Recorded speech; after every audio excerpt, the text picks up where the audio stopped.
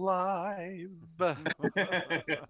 Hey, everybody. Welcome to the Critical Fail on a Monday evening. Tonight is Monday, August the 23rd, and we are spending another day in hell.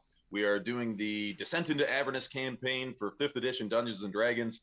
This is a veteran role-playing group. Many of us have been role-playing since a long time ago, so long that it would age us, so I won't say I've been playing since 1985. I'm 50 years old. Yes, but you don't look it. Oh, Those are like elf years. you're sweet. You're just a spry teenager. You're sweet and a liar. But No, we started this campaign. I think we're on session 4, session 5, session 6. I'm not really keeping track, but if you've seen it before, you will know right now we are in the catacombs beneath the bathhouse. The party of adventurers have been tasked by the captain of the Flaming Fist, to Captain Zodge, to find out, root out, and stamp out any members of the Dead Three that they can find, and through one of his contacts who they have already met with, she gave them the information that there perhaps is some shady dealings going on underneath this very normal-looking bathhouse. They went in, they had a confrontation, found a secret door that led them to these catacombs, which are indeed infested with followers of the Dead Three. And just a little add on to, for those of you who are new and have not seen us before, so we are the Critical Fail, and many of you are probably familiar with the Critical Role. Super uber popular. This is not that. This is not that. But they call their followers, their watchers, they call them critters. And so, in very like mind, being the Critical Fail, we like to call all of our followers and watchers failures. It is a loving term of endearment. We all like to embrace the fail. That's right. It's not just Dr. it's not just Strange those that or- watch. It's also we call ourselves. We are. Oh we're yeah, also we are failures. absolute failures. Bird. Absolutely. I actually call us failers. Failures. Yeah. Failers. that's how badly he fails. I fail that bad that I'm a failer. I'm such a failure. I'm a failure. I'm a failer. Failure. You're- We fail up a lot though. So. we do fail up. Oh, yeah, that's true. Well, that's always been one of my mottos. Is if you're gonna fail spectacular. up. Fail Yeah. up or forward at least. Yeah. That's right. I feel No matter like what you do. At least fail sideways. we And walk off the stage like nothing happened. we utilize the accuracy by volume tactic with our problems. We figure we'll just keep adding more role players to the crew, and then eventually the DM will reach this part in the arc where he won't know exactly where to throw how much stuff at us, and we'll just steamroll everything. Right. You just be like, I don't know. There's 3 dragons. Is that not? I have no idea. Yeah, I guess you guys are just storytelling yourselves right now. I guess.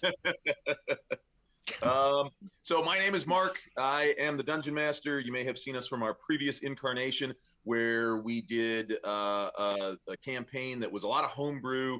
It spanned 8 years in multiple different rule sets. It was called Everyone Dies, and nobody died. So that was kind of a depressing. No, it was great. We took our entire group of characters from level 1 to level 20. We killed the Everybody big bad guy, else saved died. the world. Everybody else died. Everyone Wait died. a minute. Didn't Chris die multiple times? I died multiple Oh. times Yeah, in there one was a lot of combat. people that died. They just came back. Technically speaking, yeah, with all the raised deads and resurrections, and yes, And power It's kinda word like Thunder kills dying. and- many people died. Tree Boy died. But so from there, here, let's go to let's start this one off with our Paladin of Vengeance, Jay. Jay, introduce yourself. Tell us who you are and what you do.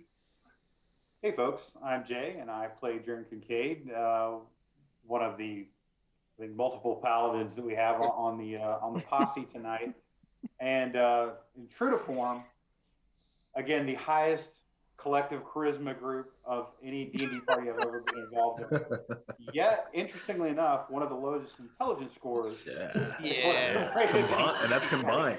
That's combined. So if you've ever wanted to know what Thursday Night Wrestling looked like if it was a D&D campaign, well, brother, you just got to come right here. Because if you just keep watching right here, right lip, right in my eyes, you're going to see what happens when the world's strongest guns wild on you, tonight, with a big, fat smite of vengeance. Oh, Wow. Holy we hit the dampener on your mic there. You blew the audio right Blew out the the building. audio right out of it. And that was Jay for the evening. Was that one of your filters that made your face so red? That's impressive. I love it. It's I like the want that. worst lighting in the That's world. just in my being a office. white guy. That's just a white guy thing. He just went ultimate warrior on us. No, that's an intense white guy. Yes. I mean, So Jay, you can nominate. We'll just go round robin. Each the person who last spoke, you get to nominate the next person to do the intro and so on and so forth. No, absolutely. So the next person needs absolutely no introduction, but bottom line, once they start talking, you can't shut them up. They're just a perennial favorite here on the show. I would like to go down to court. Good. Is that what sarcasm sounds like? Sarcasm. Wow, He is that's not on what a I was roll. thinking. I did not think you were going to pick me. By the way, everything's 10% true on this show, at best. Oh, I have so much to learn from you guys. I'm Courtney. I am playing Elsa Elton, and I am of royalty and being protected and guided by this strong group of men who are on my side, and I'm very thankful for that. Is that good enough? Do I need to? Okay. Oh, and I'm a half elf, and I have superpowers. There you go. I would then like to introduce Greg or Grin. Who plays Grin? Gregor Grin. Yes, full of a took. Thank you. Whoever feels like showing up. I'm Greg. I'm actually the Dungeon Master's brother. And I've been playing D&D for just as long. So yeah, I'm playing Peregrine Ghostwind, otherwise known as Grin. I like to sail the seven seas and take long walks on the beach. Yeah, I'm playing a very normal human fighter, about as vanilla generic as you can get when it comes to dungeons. And yo, nepotism is in full effect, y'all. I'll probably be the first one killed for that. I don't know how randomly this thing fell from the sky and landed on one of the players. I don't know who that is. Eeny, meeny, miny, Greg. Here you go. But Grin, I don't even know what I'm doing here. I wasn't even supposed to be here today. I wandered on by. Clerks. Not even supposed to be here I today. wasn't even supposed to be here today. Oh my god. Grin and I walked into Clerks. That's exactly what happened. But I found a group of very gallant adventurers, and I'm throwing my lot in with them, as long as they get paid. And with that, I will introduce our very own Thundercat, Thunder the Cat.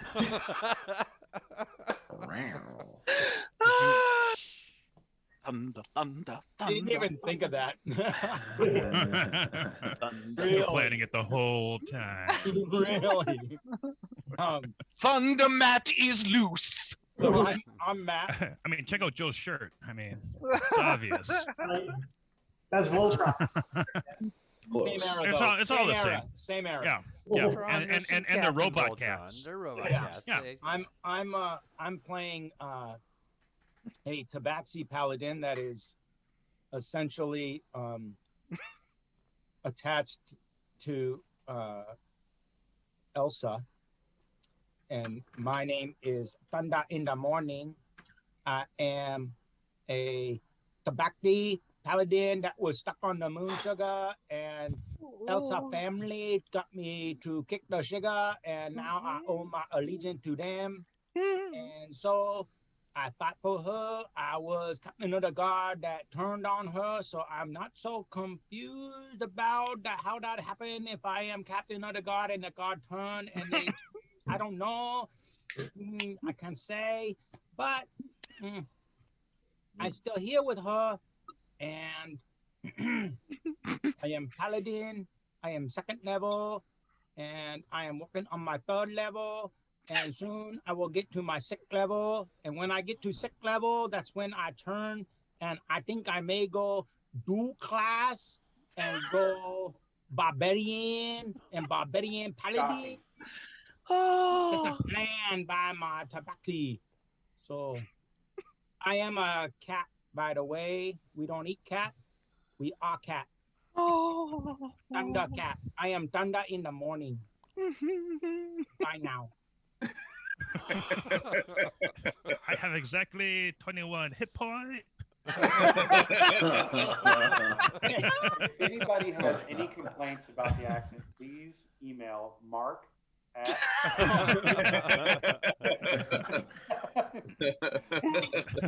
Yeah. And my accent has been developed over years of living and growing up in Orange County next to Westminster, which is Little Saigon. So if you don't know, you don't know. And when you know, you know. Yes. Believe it or not, this is not a hate crime. This is not a hate crime. This is with the utmost respect. This is act of love because I like the Vietnamese people. Hello, my name. I'm gonna pass this to Mordecai the Magnificent. Hello, my name is Matt, and I am not a hate crime. Just to get that rip out of the bag early. Yeah, there we go. I am a registered sex offender, but I am not a hate crime. But now, in all fairness, we got. You just killed me. Like, I mean, so Matt didn't say it, but just we will respectfully use his pronouns of.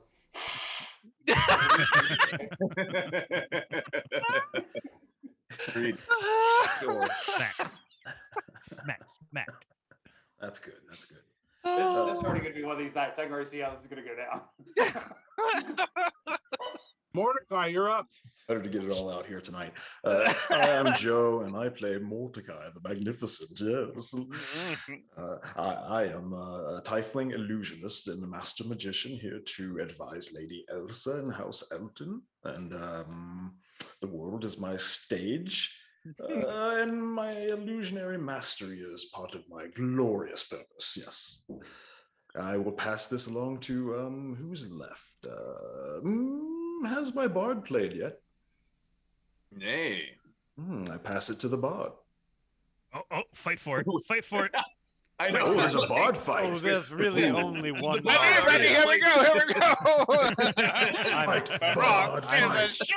I'm really not that kind of bard. when referring specialist to of the bard, illusion and illusion of choice. But do note, How many my bards friend, do we have? that I did defer to you for the moment and gave you an opportunity. I thank you so much, but please. Oh, no, you know what? I will pass it to Riz because he's the only one who I can see their name in the screen right now. Oh, Alan crap. Steele. All Lucius right. is up there. Smart Alec. Well, if I finish, I'll pass to the bard too. I mean, I'm just gonna There's call going to myself. be a bard fight before the I'm end of gonna the night. call myself the Bard. Yeah, lost my eye in a bard fight. We get our music in stereo, boys. whoever, yeah, if either of you guys want to go, it doesn't matter to me. I passed the mic. You got to take it. Yeah, you have to take it. That's the rules. That's Okay. the rules of mic All passing. right. Well, I'm Marcus, and I've played D&D for at least 2 years now. I am playing Honorista Manea, which is, it's hard for me to say too, so we just go by Riss. He is a drow who made his way up from the Underdark.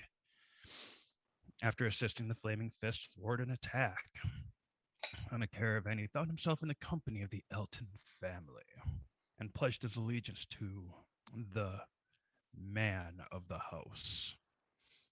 After the Elton family had been disposed of, he then determined to protect Elsa, the new heir, and distribute justice upon the guilty. See. That's not us. We're not the guilty. We're the distributors. We do the justice. Oh, Far from I'm guilty. guilt-led, I'm very but- guilty. Oh, your justice is coming, baby. And I'll pass to the Lucius. Luscious Lucius. You were specific Lucius. in my name, so. I'm Jack. I play Lucius de Valen, and I am a half-drow elf that has been plucked from the orphanages of Calimport, Calimshan, by House Elton, and through a series of very specialized education and schooling, I have now been placed as an advisor to Elsa de Valen. Or no, I'm sorry, Elton. And some of my training, alas, has included some bardic training and knowledge, but I am by no means the performer that Darius is. And so, with that, I'll let him eloquate more on that subject. Hello. My name is Darius Coda of Waterdeep. As all say, everyone returns to the Coda. And I was hired to sing a special birthday ditty for Elsa, this very lovely half-elven woman, when suddenly I was swept up in some sort of strange kerfuffle. So now I am attached to this lovely crew of characters and have, of course, become rather enamored with our patroness and have vowed to keep her safe and protected. Thank you kindly, my friends. Oh, and I'm Alan, by the way. I always forget I can vouch for him. He is out. Yeah. I believe He's that seen my driver's license. that rounds up the whole crew. So we will we'll jump back in. Right now, our characters just defeated a sort of a haggish looking woman. This was let's see. The description of the room where the battle took place. This partially collapsed room has 3 wooden beams bracing its ceiling. Situated between the beams is a scorched wooden table with a human cadaver resting atop it. A frighteningly thin woman in a black robe is studying the corpse, her face largely hidden under a cowl. Around her feet creep a swarm of rats, and in front of her were 2 fists of bane. The battle ensued, and the Fist of Bane and the well, it was a Merkel, follower of Merkel. All right. At the end of the last session, I did ask whether or not the characters would like to loot the corpses now or do it later, and they said, "Hey, let's just wait and do it later." You could tell that Joe was not online at that point. No, that's a different character. That's a different character. That's a different character. So who is searching whom? Mordecai doesn't dig through dead bodies. Ew, disgusting. Grin Cat has no problem searching dead bodies. Matter of fact, he will paw at their corpses, seeing if there's something there. Grin will search the chip. I'll go. I'll go through the bodies, just looking for any like markings or things that would identify them to be associated with any one that I might recognize? I'm not looking for anything except maybe yarn or like a Keys. shiny thing Keys. or something like that. I don't really pay much attention to much else. So I'm surprised you're not picking up the dead bodies in your mouth and then dropping them at Elsa's feet. I have not yet begun to take the one off the altar and carry it to her. Like I did. But it may or may not happen as I go through, if I get distracted or not, you know. All right, let's see. Could I recommend that we, whilst we are searching the bodies, can we call this a short rest?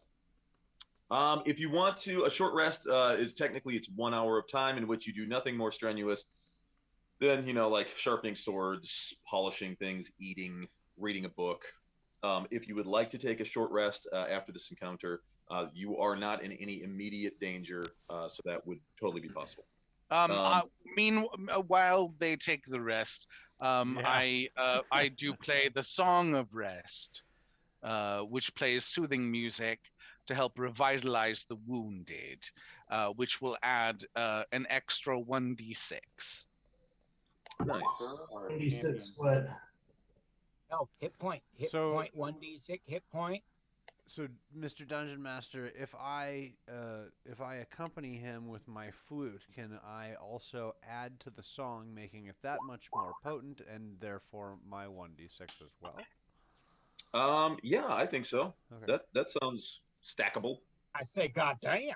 That puts me This at is match. awesome having multiple bards and multiple paladins. Right? We are the buffing freaks. Mm-hmm. And the charisma. I party. definitely, as soon as you start to play with me, invite you in, and of course play some playful counter melodies to what you're playing, just to you kind of know that I'm feeling you out a little bit by throwing you some moderate in difficulty music, you know, but While not they're- enough. While he's doing that, I'm just gonna yowl really loud. Just be like, It's clear to you that while I may be able to play more, I am certainly appearing like I don't know how to that well. Okay, I see. All right. I allow you to have that illusion, and we'll back off on my skill a tad and just play us through our lovely rest, our respite. What did you say that added to the rolls?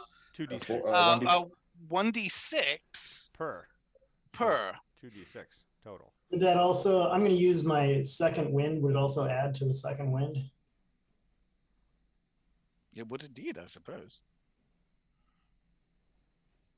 Oh, wait, you're gonna do your you're gonna do your second wind? Before we take a short, if we're going to take a short rest, then I'm going to do it before we take a short rest. Yeah. Okay, it's recharged on short rest. Yes. Okay, cool. Yes, you can absolutely do that. Searching the bodies of the two fists of Bane, you find they each have a necklace wrapped with like a simple cord, and each of them has got a moss agate just sort of wrapped up in cord. There's no fancy setting, anything like that. And they each also have what looks to be a copper, almost like a copper drinking flask, but it's a little bit more shaped like a flat, like an Erlenmeyer flask, like a chemistry set type flask, rather than a hip flask. And the female, she has, she's wearing her robes, which are somewhat tattered and ill-fitting, and her flail. She also has what appears to be, I mean, you've met other spellcasters. It looks like she has a spell book on her. It is black leather covered. It is looks like it has a lot of dust and grime kind of caking the outer layers, and there is a tiny skull-shaped locking mechanism. And give Grin, you're the one searching her. Give me a perception check. Let me get this. I'm writing down all of our loot. So the bodies of the two Bane guys each have a necklace. Yep, a moss agate necklace. They each have a moss agate necklace. I wasn't sure if those were separate. They each have a moss agate necklace, and they each have a copper Erlenmeyer flask. Yes. All right. Perception.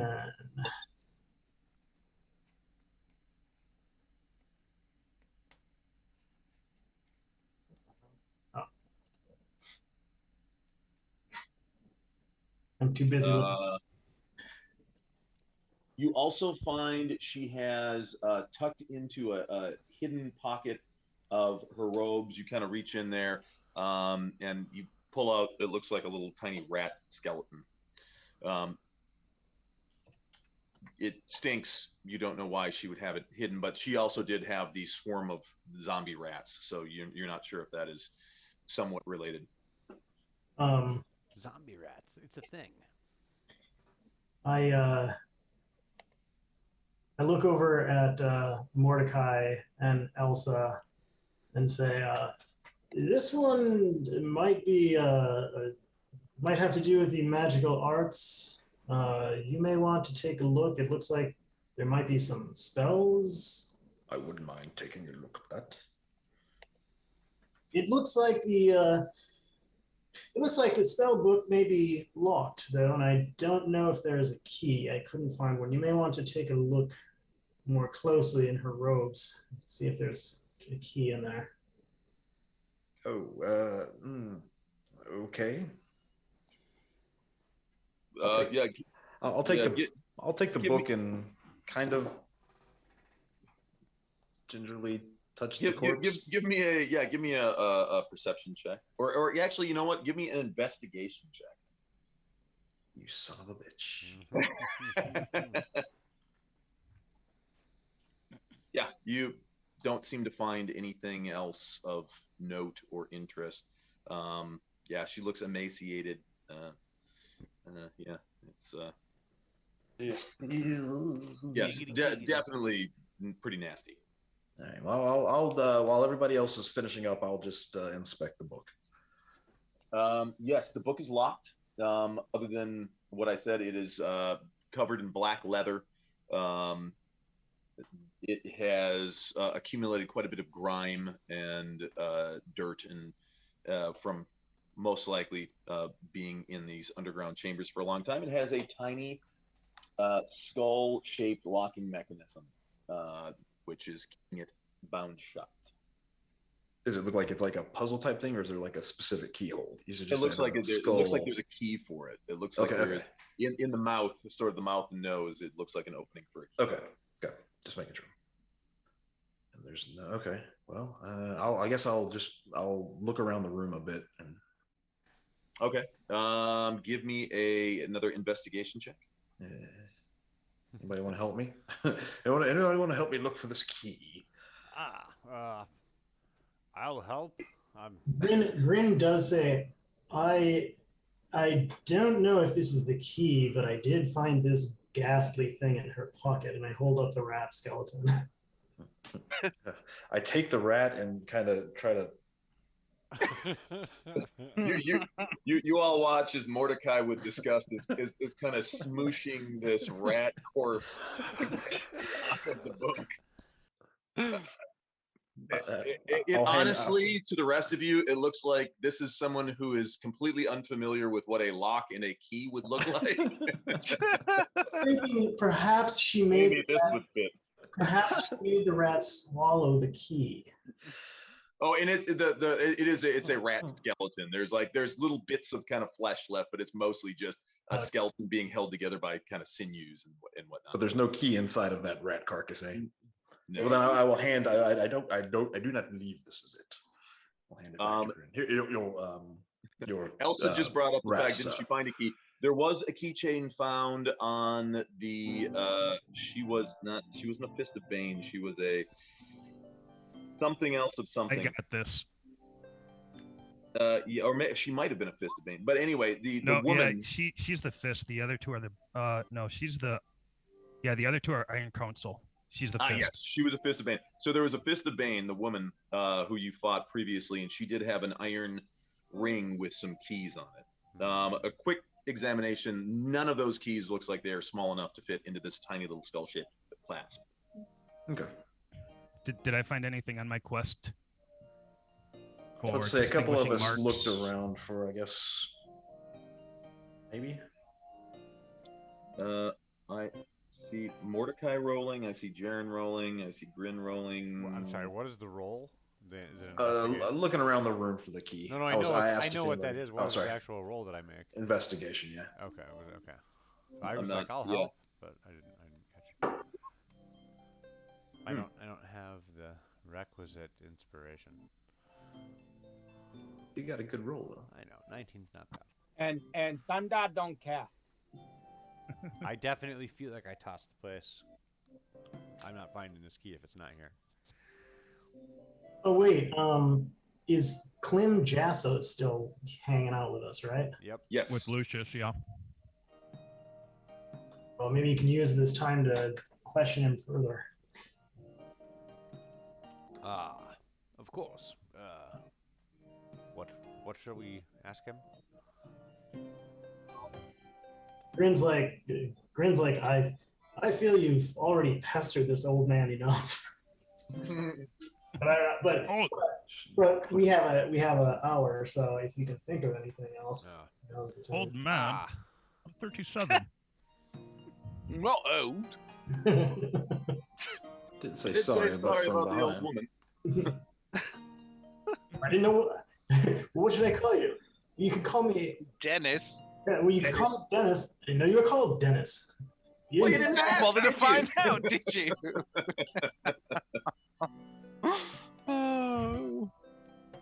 That's all you need to do in a crowd of people to find your nerds is to throw out a Monty Python 9 and to hear the response. Man.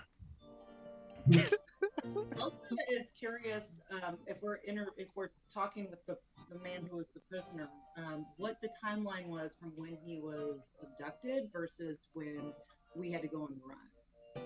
He thinks that he said he has been down there for what he can tell, being that he hasn't seen sunlight or he hasn't been able to track the day cycle. He said he thinks he's been down there for 2 to 3 days. Does he know what day he was taken?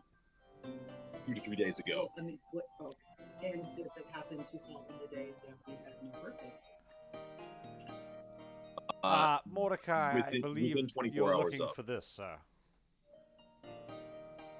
I'm holding up a little key.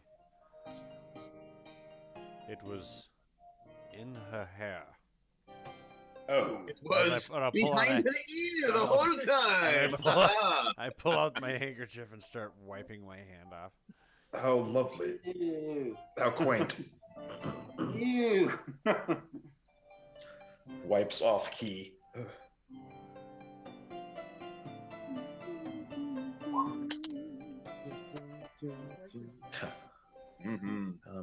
I don't know if now is the time to be opening spell books, perhaps later. Opening spell books. Yes. So the key does look indeed small enough that it would fit into the tiny little brass skull that is on the spell book. Okay.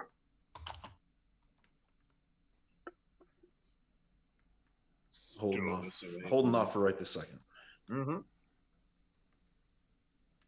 And for Courtney, who is new, and Jay, who is somewhat new but familiar with the game, one way that arcane casters like wizards, mages, and sorcerers can learn new spells is by finding either a magical scroll, or a magical spell book, because then you can copy those spells into your own repertoire, and then you have the ability to cast those spells as well. So is that Okay? I didn't actually know that. Yes, and I need to double check because since sorcerers are innate casters, I'm not sure if it works the same way for them if they can memorize spells directly out of.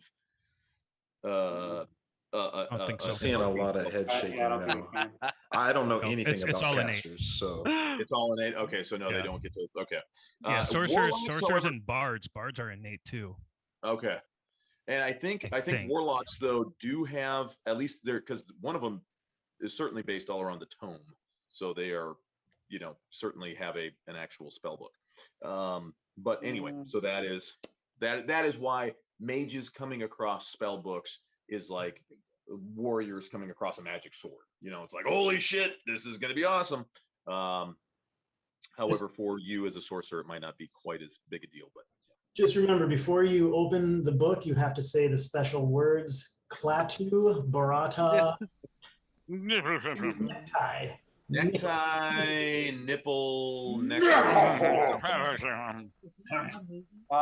Actually, this brings up kind of an interesting point. If I use my innate ability to detect evil, would I be able to see if that spell book is cursed before they unlock it? That's a good question. Or should I just watch as they open it up and just see what happens? The answer, sir, is yes.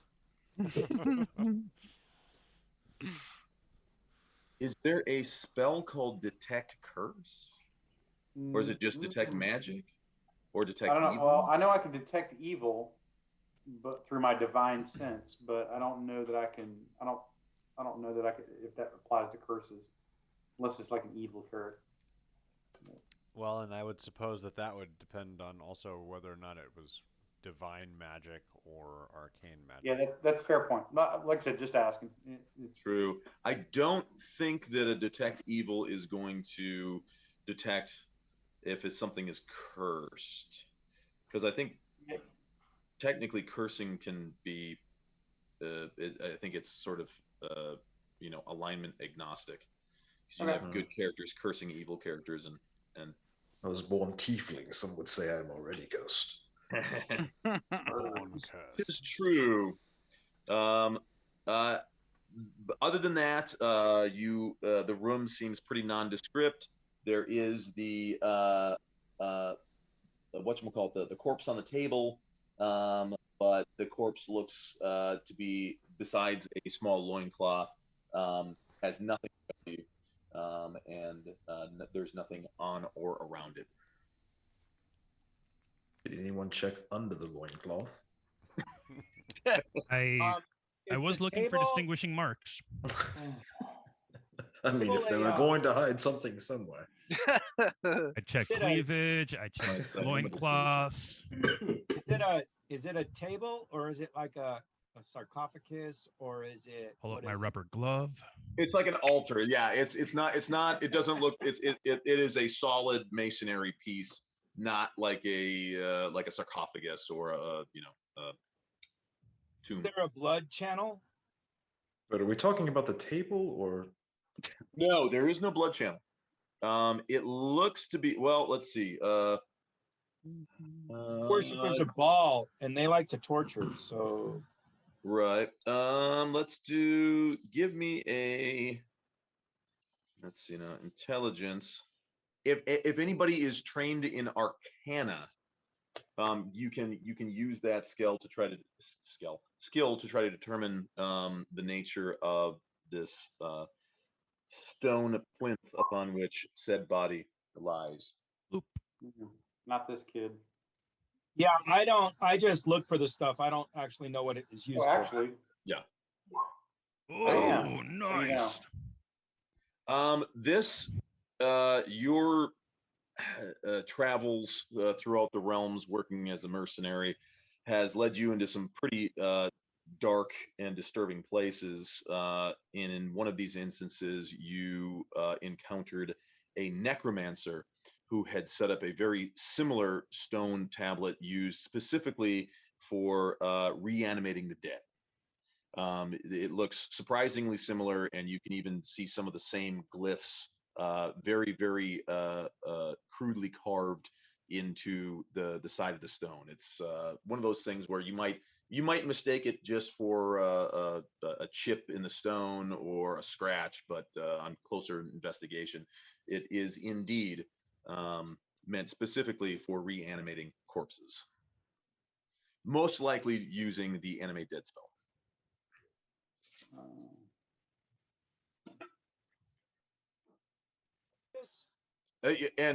Just to be completely clear, the plinth, the stone slab that the corpse is on, is not magic in and of itself. It just gives a inherent bonus to anybody casting the ritual Animate Dead.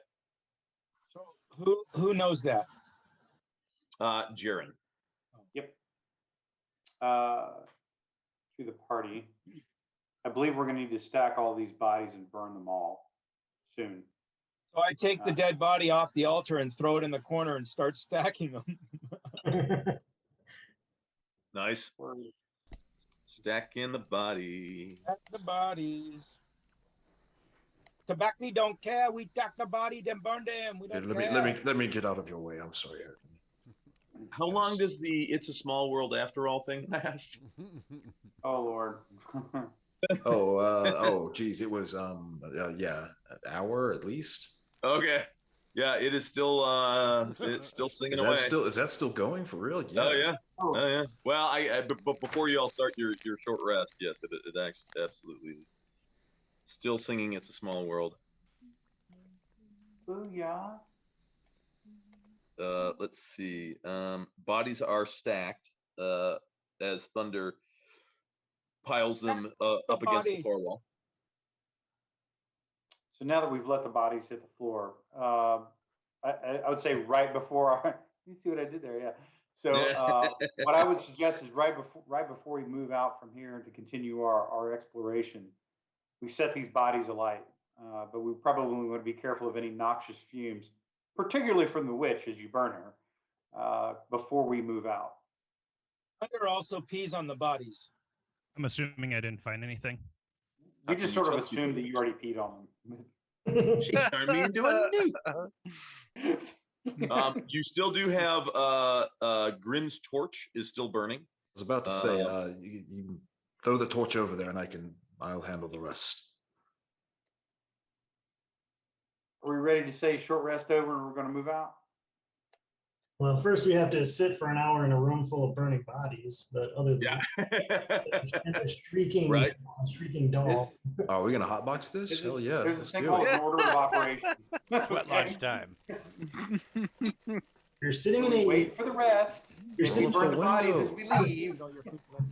You're sitting in an underground chamber. There's a strange-looking doll shrieking at the top of its after all, and now take a peaceful rest. Oh yeah, throw the Small World doll over there too. Yeah, throw the Small World doll so it can sound like a melted recording as everything goes to hell. Half a cadre of bards begin playing in time with that shrieking, creepy doll.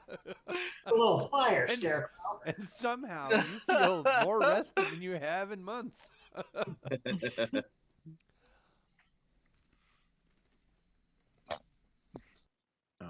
I'll do the old trying to set blaze to whatever I can over there. One of my favorite watering holes in Manhattan had during big celebrations would do a competition where they would give you a song to sing that you had to sing on key while they played another song. And so that just kind of reminded me of all three bards playing while It's a Small World is going on. I'm right here. Can you find me right here? You're not right here with me. I can't believe you think that you're here. You're totally not here.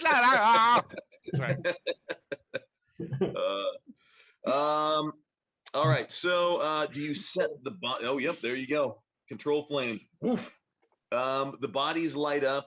You see them. They kind of the smoke and molder a bit as they the dampness, the inherent dampness in these underground areas is creating quite a bit of smoke. Luckily, most of it is rising towards the roof, and you do see it begin to filter eastward out down the hallway.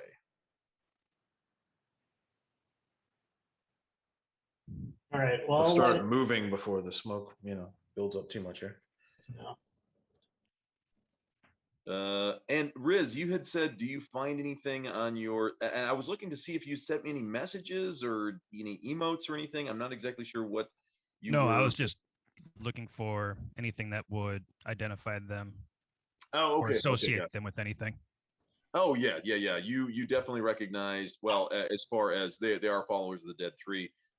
She was a Merkelite, and the other two were Baneites.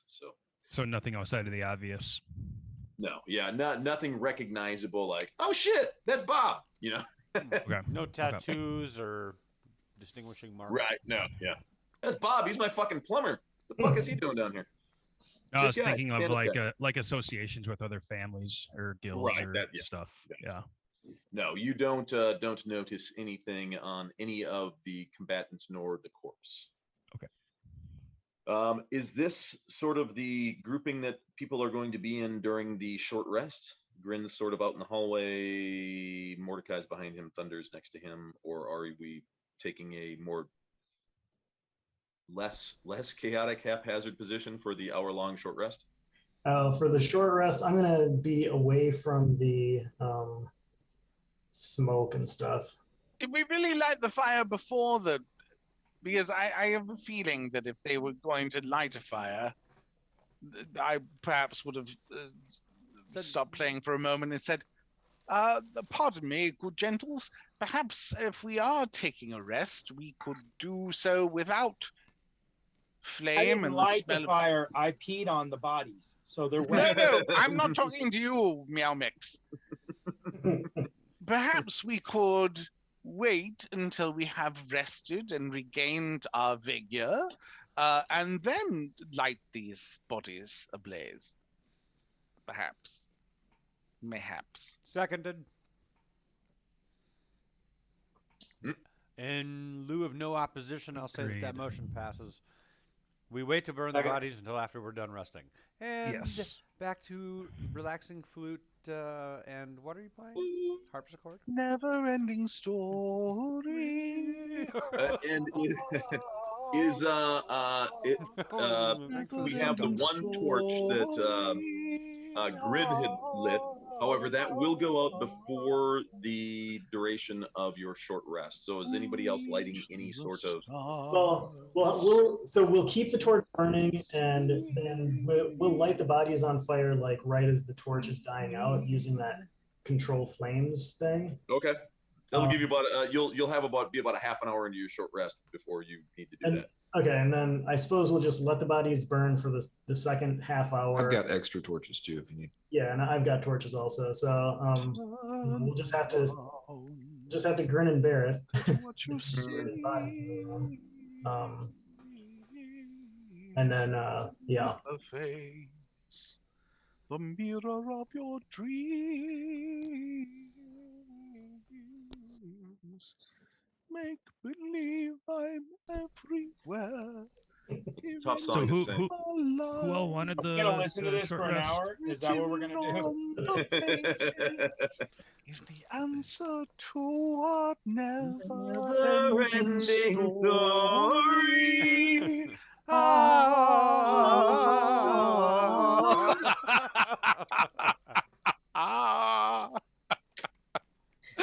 Oh God! Courtney and Can I I tried tell to you duet the one? that.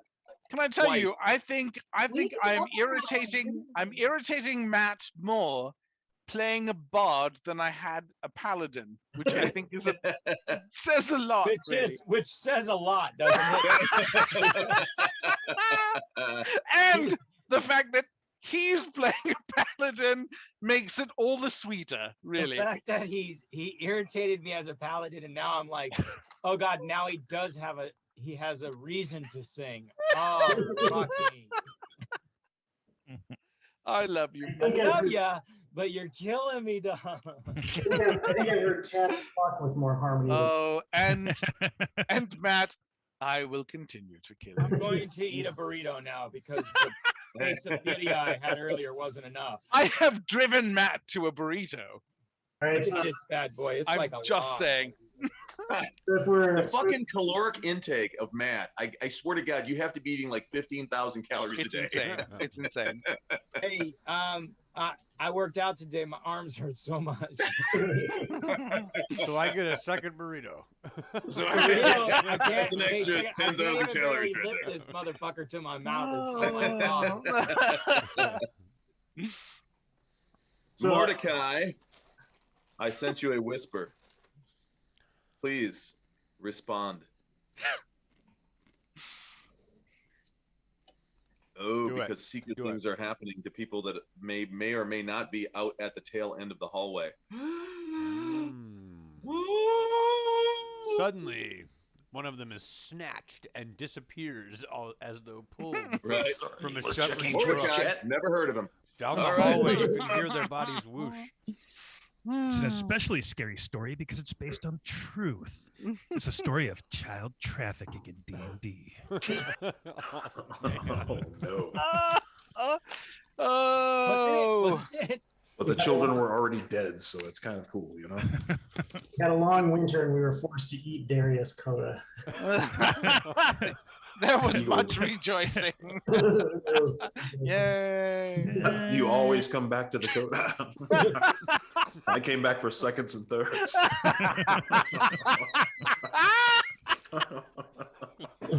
Oh dear Lord, I've made a terrible mistake. Yeah, running with cannibals. That's the first one. He's a half orc. Oh dear Lord, I'm dying. Ah. Dear Lord. Would anybody who has night vision like to In a maybe very, step out into the corridor and look around? I'm gonna no. You guys suddenly see Mordecai like skip stepping between everybody, and getting the heebie-jeebies. Something from back. I don't know. Just I'm getting a weird feeling. How big are the horns on your head, Mordecai? Big enough to shove up your ass, cat boy. Meow. I'm having thoughts. I'm just saying. Matt knows that kind of party. I might let you ride me. I don't know. How big are you? Oh, that's it is- creepy. All right. This happens maybe 10 minutes after the bodies have been set ablaze. So there is sort of I wouldn't say copious amounts, but there is a substantial amount of smoke now filling the upper levels of this chamber. Luckily, it does have a little bit of a domed roof in here that is allowing the smoke to go there before it then sort of billows out into the hallway. You have about 20 minutes left on your short rest. And yeah, that's when you see Mordecai kind of like, pardon me, oh, need to get out of the hallway. And I play faster in hopes that makes a Beats up difference. Creepy noises from the hallway. Hey, Mark, can I cast Divine Sense? That should tell us roughly what is out there, at least if it's evil, and it should give me some sensing of what type of Like creature it is, if it undead is or evil. fiend or whatnot. Yeah. Oh, and Lucius, I'm going to celestial assume that you mind. picked up your bow as well, because I remember you dropped your bow and then went into the room and started fighting. Because I have your bow right here. Okay. It's literally right here. This Okay. is your bow. I'll, No. He's not. No, he's not gonna know. yes, I Thunder Morning I grabs have- it, throws it on the fire. retrieved my bow. Forward, fire! To that effect, I also retrieved my bow because I dropped it before going in and skewering people. I dropped it in the hallway right over here. Is that what are you casting a spell? Are you're doing what, Divine Sense? Yep. And that is a Paladin ability? Paladin. That would be. It is a class feature, if you will. Paladini. Fiacha. I think we have the same book. So I believe so. Oh, well, hello. Let me look that up very quickly. PQR, lots of R's. until the end of your next term, you know the location of any celestial, fiend, or undead within 60 feet of you that is not behind total cover. So this may or may not work well in this room, but you also know the type and whether it's celestial, fiend, or undead. and any being whose presence you sense, but is not its identity. So you know what it is, but not who it is. If you can detect them at all. Let me see here. Range wise, 60 feet, not behind total cover.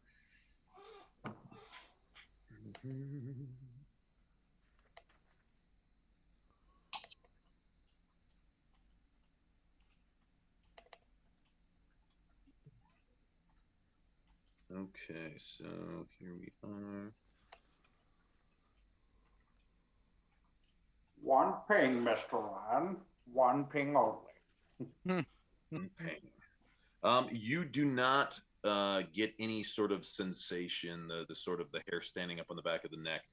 So I don't really get a tingle up my pins and leg. needles. That's not okay.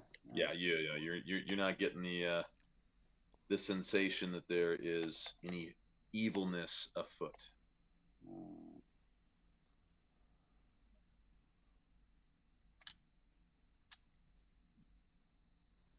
Anybody else want to do anything before the end of the short rest? Drink some wine and eat some cheese. Tiger Tank, man. I'm just drinking wine, eating cheese.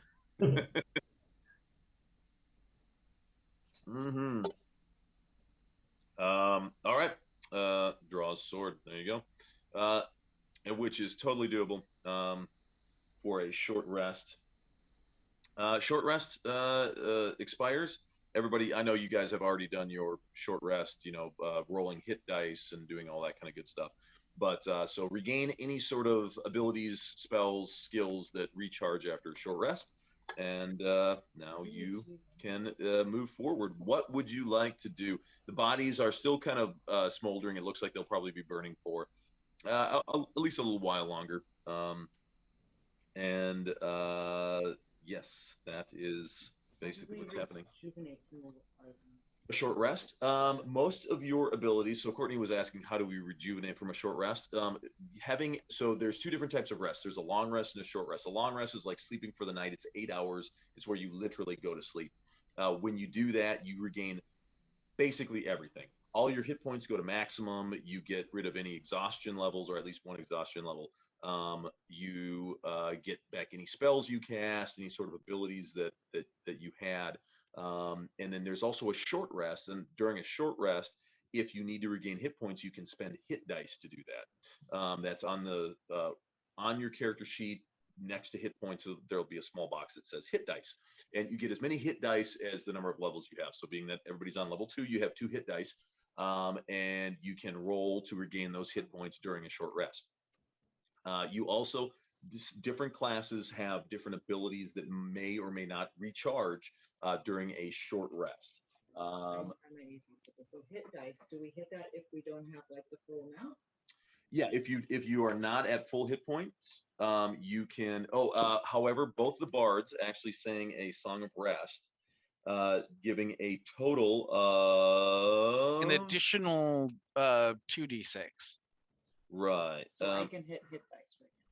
Yes. And then there's something else I have to do besides hit dice. So Elsa, if you are not full after 10 and I have 14. Elsa, are you a sorceress? I'm a half elf. Half elf sorceress, yes. Yes. Yeah. Okay. Does she regain spell slots after a short rest, or I no? don't I think it's long. I think it's long rest. I don't think so. I think am too, but I haven't there even are gotten to like that I yet. think 3 specific So classes you can regain during you are short rest. So right now you should be at 16 points. Bards are not one of them. Oh, so yep, you're good. All right. Yep. Well, I'm at 10, and do I do the little arrow? Oh, okay, got that. Uh-huh. Sorry, guys, I'm just trying to figure out how to. You're a rock star. Stop apologizing. And then Taking notes. on your character, what you're going to want to do is to select your character on the map. Okay, hold on. Oh no, there we go. It just updated once you did that. Okay. Oh, that's cool. I actually did not know it did that. So she adjusted the hit points on her character sheet, and then as soon as she selected her actual character, it immediately adjusted on the actual character token. Oh my! Oh, fun! Oh, I had that's no nice. idea it could do that. And then Let's. that's the only other thing. That's what I can do during a short rest. Yeah, you So I get don't back get hit any- points. okay. Yeah, I think like some of the bards or the bards will get back certain abilities. As far as a sorcerer, They get I can. they don't get And so you're spell gonna have to slots tell me back, through but once you hit a long rest, what I can do on that. Right. Oh, sorcerer. Here we go. you can create spell slots with your sorcery points. I think there's a feat or some kind of a class ability for a certain class where you can get like half of the spell slots on a short rest or something. Yeah, I think maybe the wizard. Yeah. I think the wizard might be able to get some of their expended spell slots back on a short rest. We can get, yeah, you can use your flexible casting and get 1 first level spell back. Right. You have to use both of your points to do it. Because That's really the only thing that you can do yes. with it right now at level 2. All you get can do the is your extra flexible spell casting. slot. Get that 1 first level spell back. You For, can do that. for a sorcerer at 20th level, you get to regain 4 expended sorcery points whenever you finish a short rest. That's 20th. Yeah. So from Yeah. in 7 years Super from close. now, Right around the corner. That's right. Exactly. We'll exactly. remember this. You won't have to Uh, remember it. You'll have it memorized long before 7 years from now. Right. no Front more to back, questions yes. from me. I will understand what's going on, but All right. Here we go. Who would like to lead the expedition going forth? Looks like Grin is in the Grin. front. I would like to Gotcha. volunteer myself for the middle. I'm I- middle unless- rear. Unless right someone by else Elsa. wants to lead. But yeah, so I'll light another torch Yep. Already got it. and subtract that and start moving. Aha. Stairs and a door. Mm-hmm. Yes. These Oh, like wow. there is Okay, a yeah, door. I see the borders that you did. That's kind of Yep. cool, Mark. Oh yeah. Hey, that's roll 20. That's one of the new features under dynamic lighting. It's like cannot move past dynamic lighting boundaries. So I was like, ooh, let's check this shit out. And I was fucking Oh, around. that's nice. Looks Right, kind of neat. I give you inspiration for that. Why, thank you. I will use my inspiration to kill you all. What? I didn't say that out loud. Oh no, I was meaning Jeb.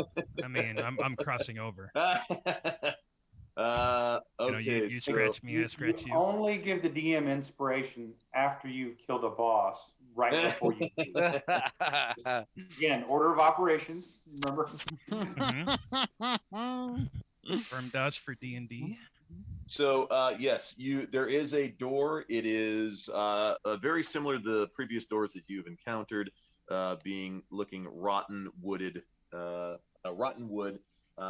very moldy, very waterlogged due to the very damp conditions. And there are indeed 2 doors. There is one directly south of Grin, and then there is one up the stairs just to his northeast.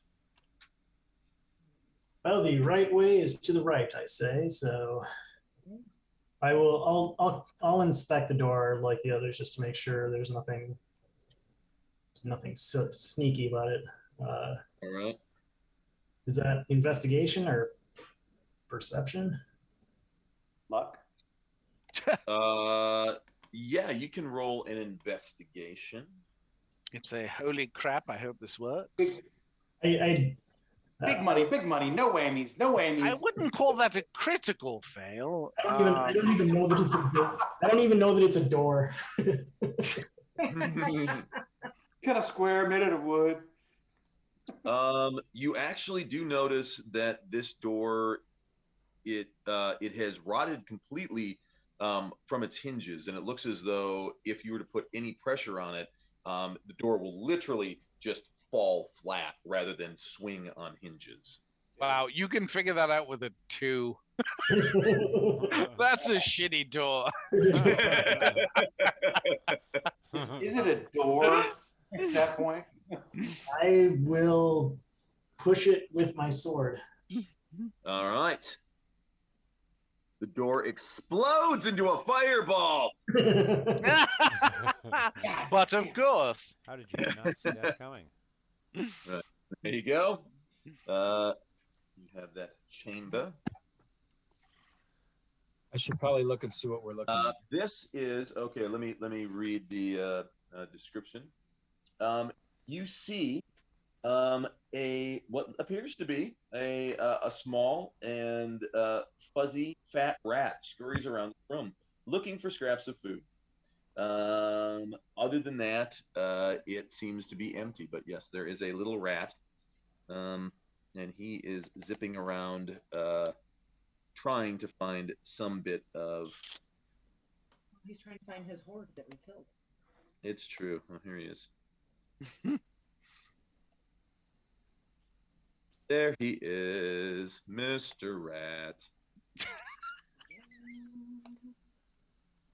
I dig into my rations and take out a little nip of cheese and throw it at him. Oh yeah, he will absolutely devour the cheese. He starts working on it, working those little rat teeth. Oh, rats. Thunder tries to chase the rat and eat it. You guys following me? No, I'm chasing the rat. Is that a piece Everyone else is. No. Not the most intelligent paladin, if you haven't realized this. Was the There we go. staircase a dead end? Everybody's just, hey, Grin, how's it look down there? I know. I'm like, hello. Oh, Grin's all the way over there. Oh shit. Yeah. All right, I'm following you, Grin. I got you back. I'm gonna jump in front of Grin right here. I got you. Is somebody watching Kilm or Klim? Clem, oh yes, Clem is following. He is going to be right next to Lucius. Lucius, yeah. Because- Lucius is the only one that likes him. Well, yeah, Lucius seemed to be the guy. That's a who was strong upset word, about it. Everybody else is ready to kill him. So we're like, fuck him, kill him. I Like, mean, no, we should keep him. I'm like, Lucius I don't give a want a shit. bitch. I mean, ain't Yes. nothing wrong with wanting a bitch. you come upon another door.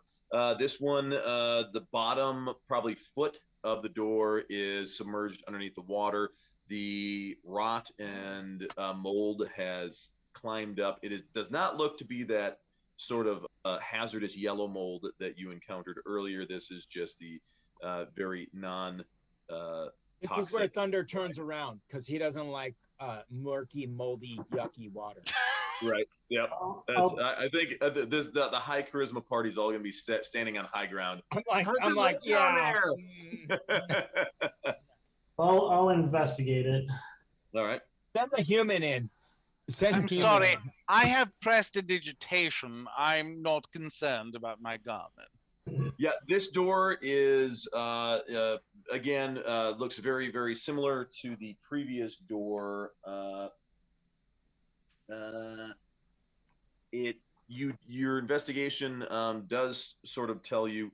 Again, you've been on a ship. You are very familiar with waterlogged wood. You could probably, if you wanted to, without opening the door, swim underneath. There is a foot's worth of gap, and that wood is so moldy at this point it would probably just crumble to splinters at the slightest touch. I'll just shape water a water form and have it push the door down. Suddenly a water being comes up next to me. What? Okay. Hello. What's some this? Terminator 2 liquid metal style water starts forming up is that a in front cantrip? of you. The shape water? Yeah. Here, I can pop it if you need to. Mm-hmm. Pop it. Boink. Oop, nope. Boink. Bloop. Nice. Oh, cool.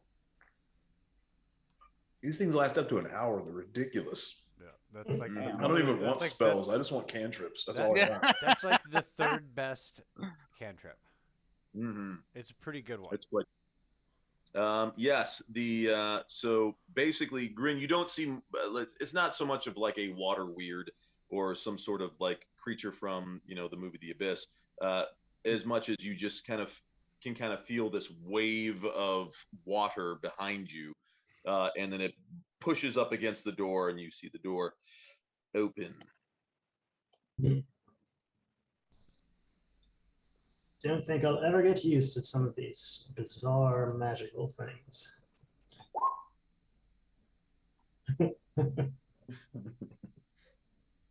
Lata. Arada.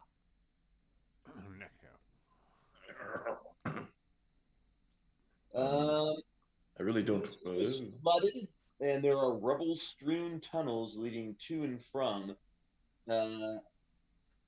And the tunnel narrows up here to only 2.5 feet in some places. You notice these wooden beams here are also very rotted, and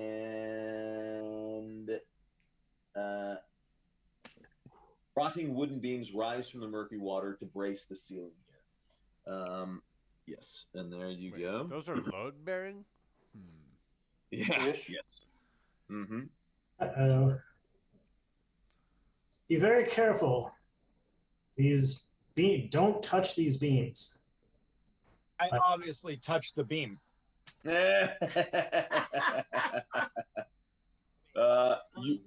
You can kind of touch it, and as you do, your clawed finger, you can see it just tears away, almost like playing card sized chunks of wood. I just look at Greg's face, and Greg's like, "What the fuck?" And I go, "Don't touch these. Don't touch it." So I go, as soon as I do that, I say, "This beam very bad. This beam very bad."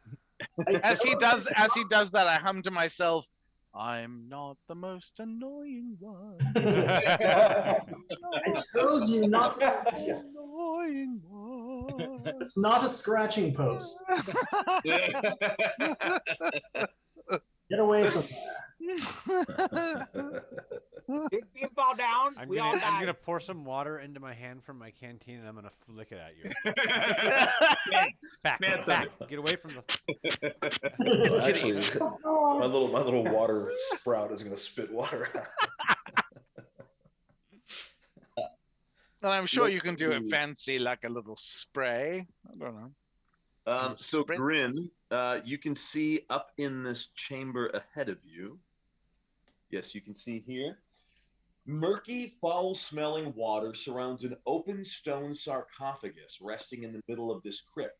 Its stone lid lies broken in 3 pieces, jutting out of the water just north of it.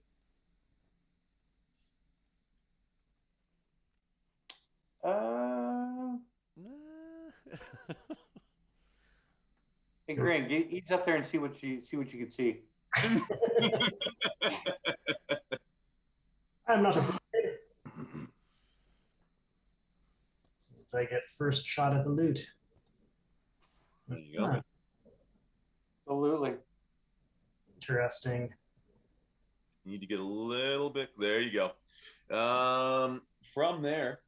Roll initiative? No, that's coming. Trust me. You look into the sarcophagus, and you can see that exposure to the dampness has rotted the bones in this sarcophagus, reducing them to black sludge.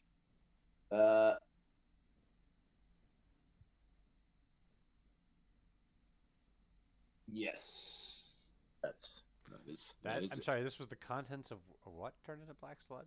A sarcophagus. There is a sarcophagus. I'm gonna get some. I don't know. Are you close enough to see? You're like way. Oh, I'm not even there. I can't wait to get there. I'm gonna take samples. Right? Yeah. Oh, that's it. Your new ranger name is Egon. So this is just a little room with a sarcophagus. That's it. That's all you see. Correct. I'll kind of poke around the sarcophagus with not with my sword. With Coda's sword. I have a belaying pin. I'll poke around it with that. All right. Yeah. Wait, when you say poke around, you mean you're poking around the outside of the sarcophagus or the shit that's on the inside of the sarcophagus? I haven't really decided yet, but I guess Because I'm like, poke around, that could mean like I'm literally just poking around it, or I'm poking around inside of it. Like, Well, can you describe? Why we So never does leave it? the house?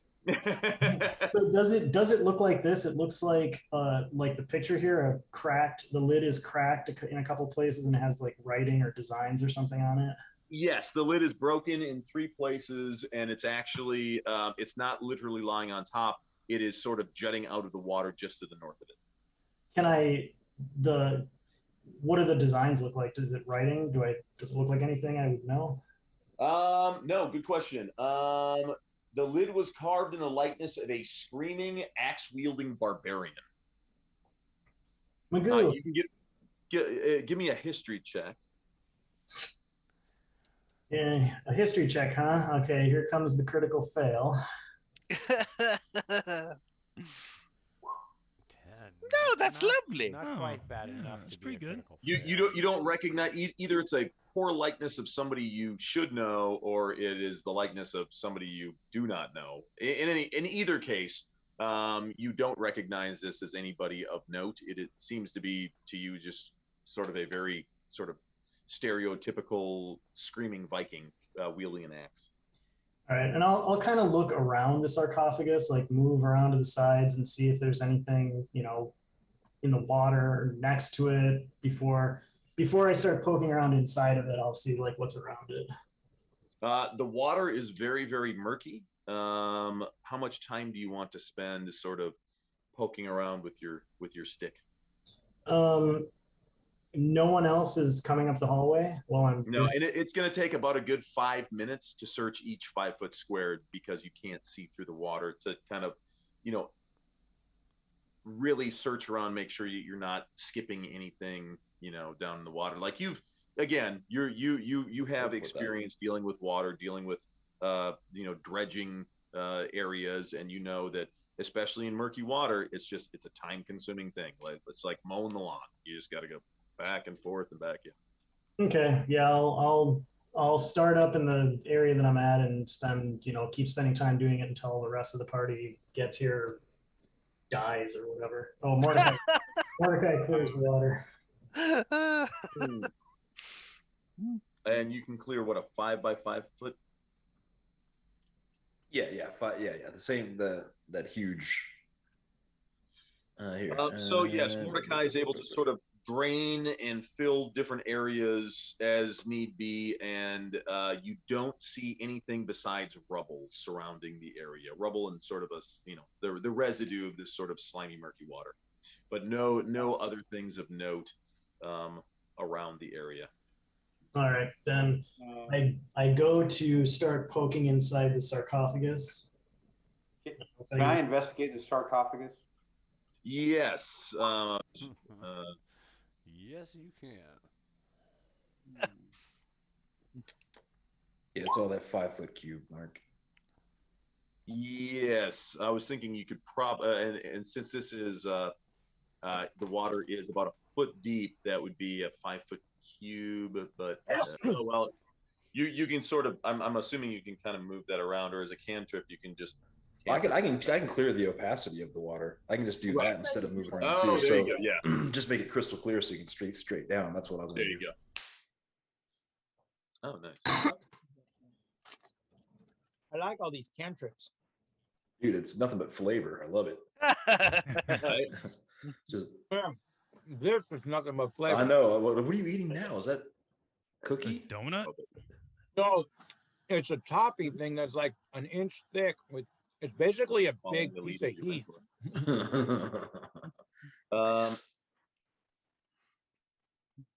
Chocolate and almond covered toffee. Okay, and then let's see, and then Grin, you said you're going to start poking around in the actual sarcophagus itself. Yep. I'm going to step away when he does that because I don't want the dead people to come at me. Yeah. So Can I as that move happens, forward and take a look as well? Sorry, I missed everybody. Jaron, moving forward. if you don't have inspiration, the timing on your comment is absolutely perfect. Says nothing obvious, but I think we seem to be missing an axe. As you say that, a sort of spectral-looking axe appears Oh, out dear of Lord. thin air directly above the sarcophagus as Grin starts to root around in it.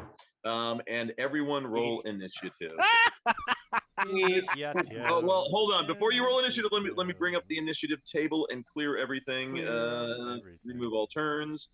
Clear. Yes, there we go. Now you can select your token, roll initiative, and it will automatically populate into the initiative schmoopy. There you Oh, go. 16! Go. Damn. My nipples have become hard. I never roll above like 5, so that's pretty brilliant. This is Oh, why there I we got go. out the way. Get out the way. Get out the way. If anyone has Nice. Crit fail on the initiative. living up got to inspiration, though. our name. Anyone who has Arcana, please give me an Arcana roll. Bird, it's coming up. Give me. Motherfucker. I actually. All of my int rolls are like I roll 3s all night, rolling 3s for intelligence rolls. I actually have a 17 Oh, you have because I Arcana? have a Yeah. jack of all trades. Yes, Oh, 17. that means you get +2. Mhm. So I Yeah. get I mean, Yeah, only- Horrible initiative, good smarts. So Lucius and Jaren.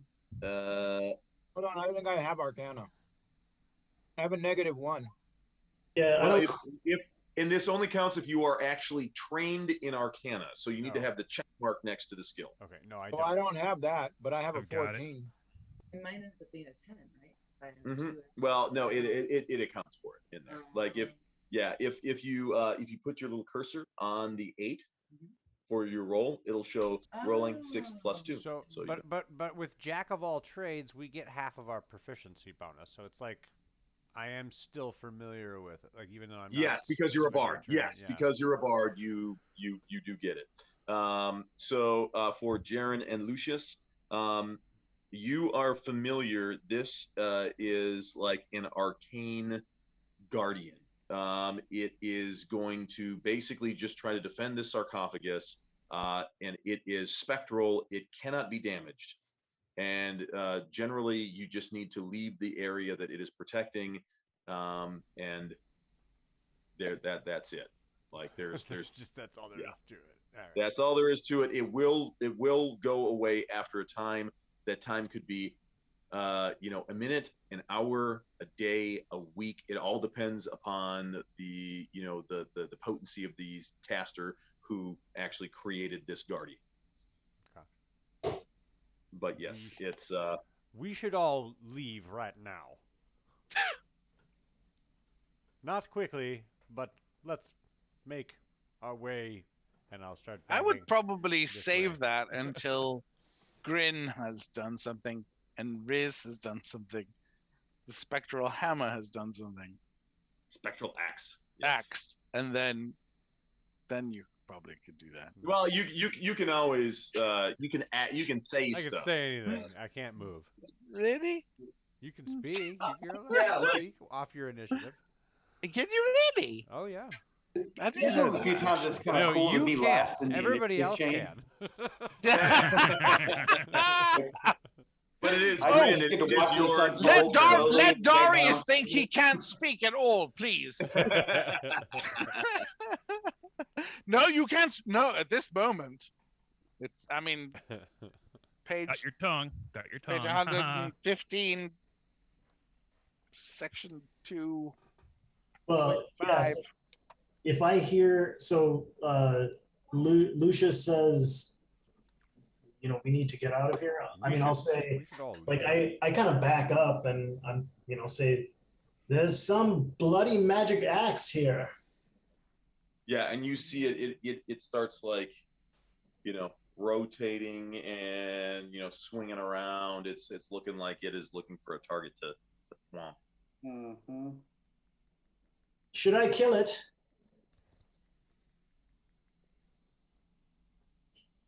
Yeah, Thunder's already left the area. That should be an indicator. As soon as dude stuck something in the sarcophagus, I left because I'm like, yeah, that's not gonna go. Whatever that's gonna do, bad things gonna happen.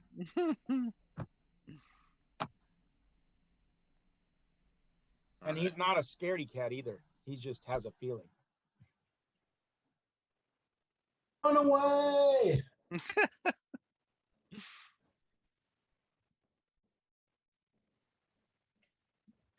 So yeah, I'll back up kind of defensively. I'll put the belaying pin away and make sure I have my cutlass out. Gotcha. Riz? I don't really see what's going on, so I'm just kind of holding. Gotcha. I'm in the hallway, staying in the middle. I was thinking about moving up there to try to get a look at things. I mean, I guess I can do that. Sure. Yep. Yes, you see this spectral battle axe, and you see it sort of waving menacingly in the air as Grin is. You see him pull out his cutlass, and he's sort of defensively backing away as the battle axe comes looping in at him, aiming straight for his head. I will prepare to catch his head. But I want to make it like diving outfielder running catch or football, like a football, or like a rugby. I mean, his head kind of looks like a rugby ball. But of course. I have a very pretty head. Can I do? I am going to give you basically the benefit of using the dodge action since, so he'll have disadvantage on his attack roll. So the axe goes swinging by you. You deftly duck underneath it, but you can tell that this thing means business. It was most definitely trying to separate your head from your body. Let's get out of here. Yeah. Lucius.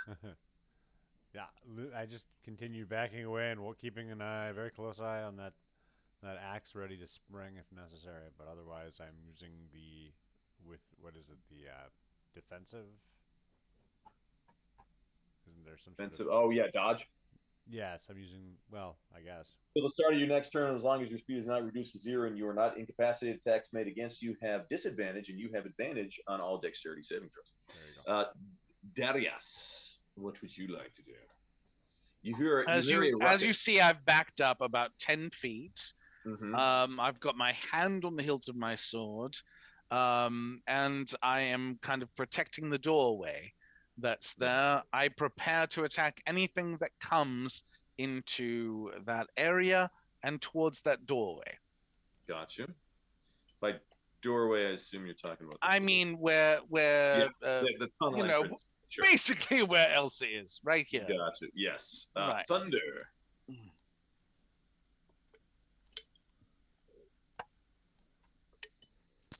Are we just thinking about the axe? I'm nowhere near it. I followed him down the hallway. Here's where Thunder is. Mm-hmm. And yeah, the axe is over this sarcophagus, and I'm right here walking out of the wetness to the dry land. Gotcha. To whatever that freaky thing is right there. There you go. What is that right there? That's what I want to know. That's Clem. Oh, Clem should be. Yeah, sorry, and he's stuck on murdered. He's with Lucius. I'm like, who's the dead guy in the back? Who's this fucker raking the water? I don't necessarily. I don't like fighting specters because we can't kill a specter. So right, Mordecai, it is your turn. I'm gonna ask, whoever's up here at the front, like, is there something inside that we need? I don't know. As soon as the moment I did anything with the muck inside that coffin, that bloody axe appeared and started swinging at me. All right, well, how about this? From a safe distance, can I water funnel into the sarcophagus and fill it, like flood it, so that if there's anything in there, it could potentially come out? If its density is less Right. than water, yes. So, But so if there's which like a is- full suit of plate armor in there, it's not going to float magically to the surface. well, what floats on water? A duck! Very small. Who are rocks. you who is so wise in the ways of science? Gravy. Chances. Lead! Very small rocks. Very small rocks. Gravy, gravy! Which? Yes. Wood. Yes. So yes, to answer your question, anything that is less dense than water, so most likely any sort of cloth, clothing. I can't pick up anything, but I can agitate the water. Like I can slosh it about. You know what I mean? Like, so I can try to. So I'm gonna try to from a distance. Yeah, well, Elsa can freeze the whole thing, and then you can lift the frozen block, can't you? Well, I can freeze it. Yeah, I can freeze it too. But I She don't can know if I freeze can- it. She can freeze it and let it go. No, that I can't do. But you know what she could do? You could freeze it, then fill. But ice floats, and even if there's things in the ice, so you could freeze it, then float it. Ooh, now you're talking. Now you're talking. Guys, I'm maybe a cat, but I just look for things to fuck with. I will try to flood it. I will try to flood the thing. You're gonna flood it? All right. So you create water to fill up the sarcophagi up to its lid, up to the lip. Pull from the ground and whip it over. And Elsa. Oh, I'm hiding. I learned my lesson from last time. So when I saw Thunder go the other direction, I followed him because he's like my protector. And I thought, if he's going away. Well, you should move to him then, because right now you're next to Darius. Well, I know, but I so I will do that now. This was before my turn. I was like, gotcha. oh, there he goes. I'm going over there. And he was next to me. Apparently, he's not trying to protect me that much. But she does see a brilliantly dressed half-orc who is protecting. Who is totally, True. yes, who has like been by my side since. That's because freaking he's day a one. natural paladin and I'm a natural barbarian. I see your true colors shining through. Jaren, it is your turn. Oh, I love you, Matt. Do we have Jaren is his mic No, no, muted? I think he stepped away. Oh no. Oh, okay. Well, I'll hold his initiative. Grin. I will disengage. I mean, well, is it? Yeah, I'll disengage. It's an action to disengage, but then you still get your full move. Except we are in water, so it is hazardous terrain, difficult terrain. So it does take half movement in this water. All right, so I can move what? 15. Well, Jesus, people, will you get out of this hallway? Yeah, I'm not a Look at willing. everybody. I'm not willing. He can't go through me. I'm not willing. I'll I do not let you consent. move past Riz. I block. What's it worth to you? Nope. What's it worth to Nope. you? You're the fighter. Go get it. Go get it. Your job.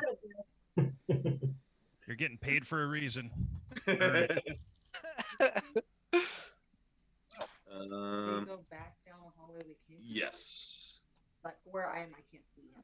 Yes, he did. Okay. Went back down the hallway. So yes, you moved that away. Next, we have Jaren. If you are back. And Yes. All right. What would we're you? all fleeing. I am. Yes, we are. It seems like the order of the day is run away. Okay. Well, since I don't have enough like paladin juice to do anything to a spectral anything at this point, I shall continue along that path. I guess we're all just stacked up in this hallway, just kind of continuing to move correctly. Yeah. Everybody's just seems to be doing a tactical withdrawal from the region. Because we don't I want. support that entirely, and I will follow the group. Nice. Riz. So I don't know anything about what's going on. You just You absolutely saw, this spectral axe, Right. going after Grin. You saw him like backing up, and he's like, no, I think it's okay as long as we Jesus, as the fucking axe goes right over his head. Never mind, everybody out. The fuck Or is this thing right here? to quote from Life of Brian, Jesus Christ! So everyone is. So I move down here. What's this thing right here? That's That's the Clem. Joxo That's kid. Clem. Clem? Yeah, that's Okay. that's Lucius's best pal. There we go. Dead man The guy that walking. we should have killed back in the Yeah, bar. I'll stab him. You see the axe, Mordecai. It's a knife The holder. axe comes racing towards you, but then it basically, you see it's like it slams against a wall right here. And then you see it just wavering back and forth. I do a little dance. Wait, I have some bread. Slice my sandwich, bitch. Yeah, it definitely seems to have reached the end of its. I will make an illusionary axe appear in front of his. I can make illusionary mine's axes bigger as than well. yours. Aha, I challenge you! Unless anyone wants to go back in and challenge the spectral axe, I will just We'll get us bail out. Yeah. combat initiative, and you guys can go back to or just regular sort of free for all. Yeah, that's fine. He's short rested for this. We all cast everything we have immediately at the imaginary axe. Go. So nothing happened with flooding, eh? We could have sacrificed No. Clive. and You saw then- some of that black sludge just sort of pour out over the lid, but no, it's not. No, you did not see a deluge of gold and silver coins, or it was just sort of more of that kind of murky sludge, just kind of come bubbling up over the edges.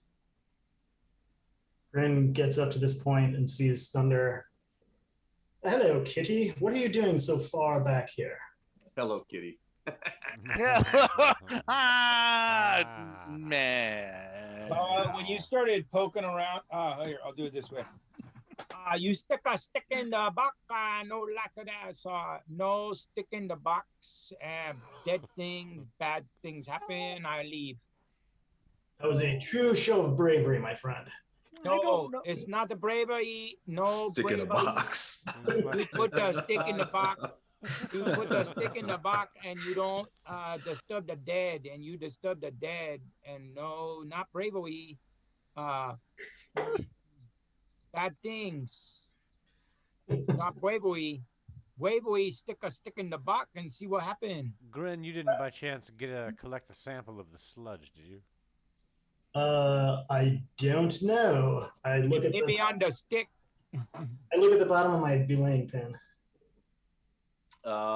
It looks to be, for the most part, clean. It's wet, but there's no discernible. There's enough to traces or anything on taste. it. Right. Sorry, no, I did not get any of that snot for you. You can lick it. Kitty. All right. Know where you can find it. To the stairway it is.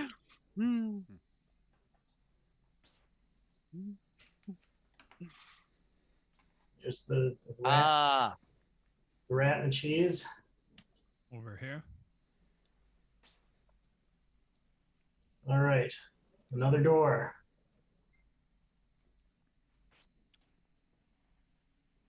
Wait, where? Where now? Open that door. I like that door. Give me control of Jasso's token. Oh yes. Okay. Yeah. That's controlled by.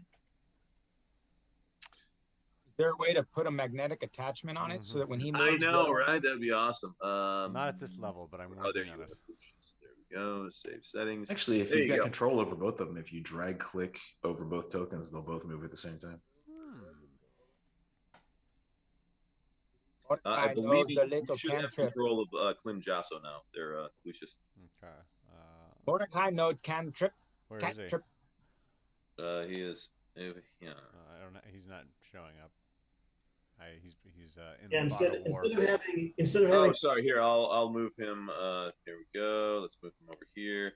Over here. No. Did we drop a torch or I have something? him. Or Yep, did it I got him. go black? There we go. Okay, you got it. Yeah. Yeah, instead of having a regular wizard that Oh yeah, sorry. Here, I'll move you, Jaren. Thank you. with magic missile and lightning bolt and invisibility and Oh, hey, there's people. stuff like that. Instead of that, we've got a magic user that plays Yeah. water all day. Jaren's definitely seeing the fun of not having a light source and being stuck. Would you like to light your own torch, Jaren, or do you have a lantern or anything? Well, I was continually hoping that Grin would just keep doing it without you asking me, but yeah, sure. I shall light it. I was just wondering if you wanted to, like, you can totally just follow him around, and if for some reason he moves out of your range and you're stuck in darkness, just let me know and I'll move you to him. Yeah, this is fine. How's it feel to be blind in the dark? Yeah, right. No. That's okay. I will light a torch. I have no problem. Yes. You come to this door here. It I just is at the top of the stairs, and there is. It seems to be roughly the same as all the previous doors. This one, being not submerged in water, on slightly higher ground, seems to have suffered slightly less of the sort of moldering decay as the previous doors that you have encountered. However, it still looks quite flimsy and like it could get taken out without too much effort.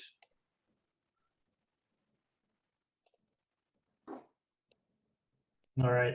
I'll open it.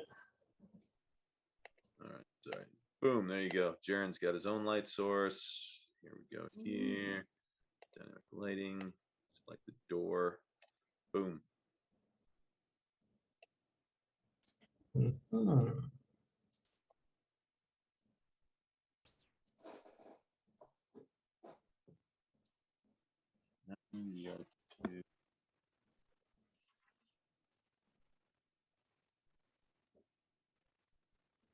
Yes, so you see what looks to be an altar.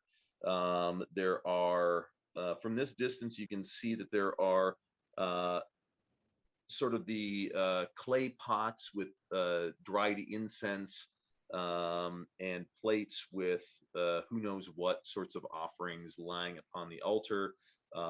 It's difficult to discern at this point, but there are no bodies or anything else. At this point, let's take a quick, it is 11 p.m. I'm going to take a quick bathroom break. Be right back. Listen to this short word from our sponsors and grab a soda. We'll be back in 2 minutes and 2 seconds. 2 minutes per second. He just dated himself. 2 and 2. We'll be back in 2 and 2. We are running a 1-minute ad break.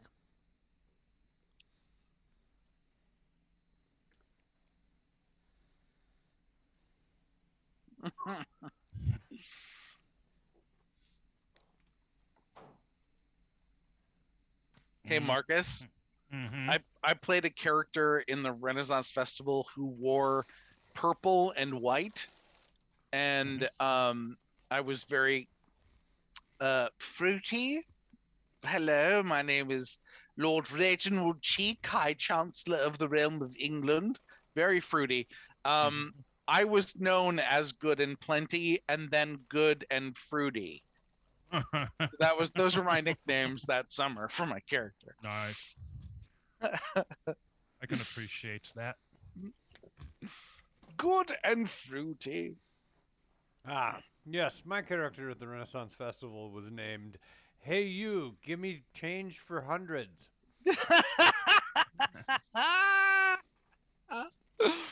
I know nothing about the Minnesota Ren Fair at all. I know nothing about it other than the fact that I've had fun when I've gone, but in New York, like they actually for a time paid good money because actors from New York would come up north and for take an hour bus ride and could spend a weekend camping and make like $140 on the weekend. So that was pretty cool. But I don't know about the Minnesota one. Yeah, I don't know really much about it either. I mean, as far as the actual like the skits, the actors, and how that they go about doing all that. I worked for the Count Room, which was pretty much like, yeah, you have to show up and work with period appropriate clothing. but of course, because you have to blend in with everybody else that's walking around out there. We want you to not look like somebody who's running money for the festival. Right. Yeah, Badger, it was awesome because they hired a whole improv cast and then filled in the improv cast with locals from upstate New York. So they hired a core of like 15 to 20 performers from New York and then had us like go about our business.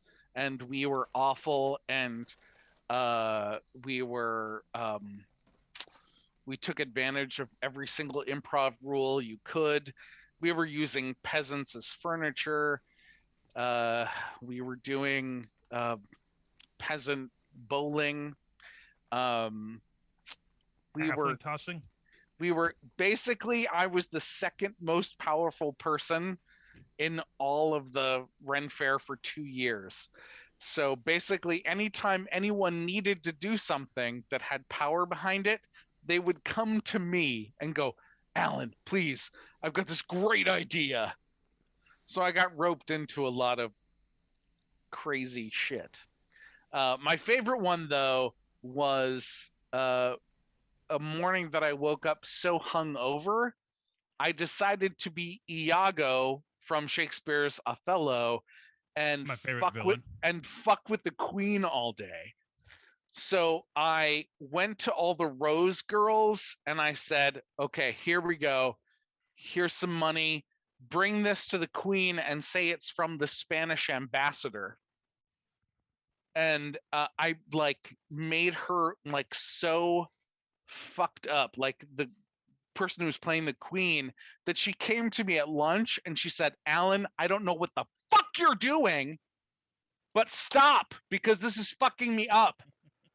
Like I was like sending shit to her all day and it was like messing with her storyline all day. All day. It was every day. Very silly. And then, of course, I had a friend who was playing Leonardo da Vinci, who was actually dead by the year that we were playing in. And so one time I decided to fuck with him during a Queen's address. And I stepped forward and I said, Leonardo da Vinci, I put it to you that you died 7 years ago. What say you? And he said, the rumors of my death, they have been greatly over-exaggerated. You see, one day when I was walking in Florence, I fall and I twist my ankle. And everybody's like, oh my God, Leonardo da Vinci, he fall down, he twisted his ankle. And then by the time the story should get it to Florence, they say, oh my God, Leonardo da Vinci, did you hear he fall down? He break his leg. And, of course, by the time the story she get it here to England, they're like, oh my God, did you hear? Leonardo da Vinci, he's dead. And I said, "Oh, all right, all right. That seems fine. Sorry, Your Majesty." Stepped back, and that dude backstage, like, he's like, "You motherfucker." And I said, "I wouldn't have thrown it at you, pal, if I didn't know you could handle it." I was a bastard. Dick move, man. Dick Yeah, move. it really was. Some of the most fun acting experiences I've ever had came from the New I've York always been that Renaissance person Festival. too, though. Like when I was in school and we were doing all these presentations, and you got to do these presentations to the public. Friends don't ask questions, to their friends, but not me, man. I'm like, fuck, I got questions. I'm gonna fucking grill you because I'm interested. I want to know what'd you find in your research. You bastard.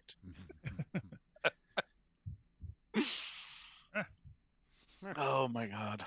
We Yeah, caused come to such mine. Grill me. I'll freaking we caused so answer much shit. we caused so much havoc. New York Renaissance Festival was very serious when they had investors come, that we stay very age appropriate, or not get anachronistic.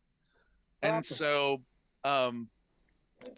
we were told one weekend, be very careful because there's a lot of investors coming.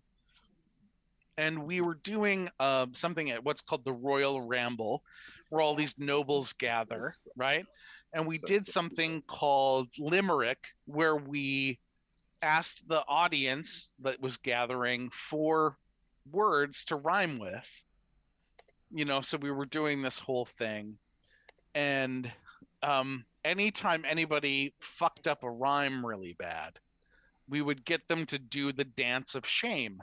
And because it usually fell upon me, the second highest of power, I would get them to do like a dance of shame. So I told my friend, I said, Lord Cheek, I'm sorry, but that was a terrible rhyme. I would ask that you do the dance of shame.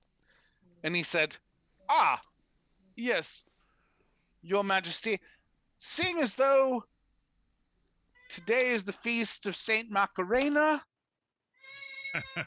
I think the Archbishop should, of course, lead us all in the story. And the Archbishop stepped forward and was like, "Oh my God." And we have this crowd gathering, and there's like maybe 50, 60 people gathered around. And we're like, the likelihood that there is a producer in that crew is pretty high. And we just went balls out. And Leonardo da Vinci said, since Santa Macarena, she is from my country, allow me to narrate the dance. He said that, Saint Macarena, she was ministering to the sick, and, a spider bit her on her nether regions. And then she started to go into these crazy convulsions. And first it started with her shoulders. And he did this crazy shit that, like, he did this whole Macarena thing. And we were all like, "Oh my God." That's pretty cool. But you And know then what, Alan? and then all the I'm crowd sorry. cried out in sadness, "Hey, Macarena!" The fact that you were like such high society with this, and the way you were telling the story, really makes me see you as King Argotron from Role Models. I have to agree with this. Yes. Walking around the royal Denny's. Yep. Using peasants as furniture. That Dude, was Ken Ken Jeong is freaking he's master. fucking brilliant. That he's man a master. He can do no wrong. No, he's a god. All right, so where were we? King Argotron. So yes, Grin has seen that we have a similar looking altar. slowly moving forward. Yes, the top of the altar is covered with dozens of half-melted candles made of black wax, all currently unlit. And yes, Grin is slowly making his way forward. I'm gonna whisper, Gren, Yeah. you've got this, buddy. And with that, he's gonna have a bardic inspiration. I believe in you. No, I believe in you. You have got this. I believe I can fly. Here we go. And if you can't, I've got Featherfall memorized. Trust me. Bardic inspiration. All right. Here, I'll. Dry, partially collapsed room contains a stone altar with humanoid skulls and bones piled around it. The top of the altar is covered with dozens of half-melted candles made of black wax, all currently unlit. There. Correct. I'll start poking around the table and seeing if there's anything of interest in there. Right around the foot of the altar, you do see there are a number of skulls and bones. Before it looked almost like it might have been stone, but on closer inspection, you do see it is bones and almost like an ossuary. The altar is made of bones? No, the altar itself is stone, but it almost looked like there was just rubble around it, like stone rubble, but it is actually all bones. The altar itself is stone, and there are unlit black candles. Look like they have all been used about halfway down, that sit atop the altar. All right. And then what's all this stuff in the back? Just rubble? Partially collapsed room, yes. Give me a perception check as well. And I'm going to give you advantage on it, which you don't need. Yeah, because I was going to say, you see the rubble over here, which might have been why you saw the rubble, or you thought it was rubble around there. You actually do see there are some bones sticking up out of the rubble to the north up here as well. So, what you thought might have been rubble was actually bones, and some of the rubble up north is actually bones. So, yeah, hence the confusion. Dem bones. It's all bones. Damn it, Jim, I'm a doctor, not a pile of bones. I'm going to fight a skeleton shortly, so I'm going to sit up. There's nothing like that looks valuable on the table or anything? No, unless you find black wax candles valuable. Ooh, are they the kind that burn when they melt, or are they the kind that are not so burny? Sanders. No, yeah. No, they You know.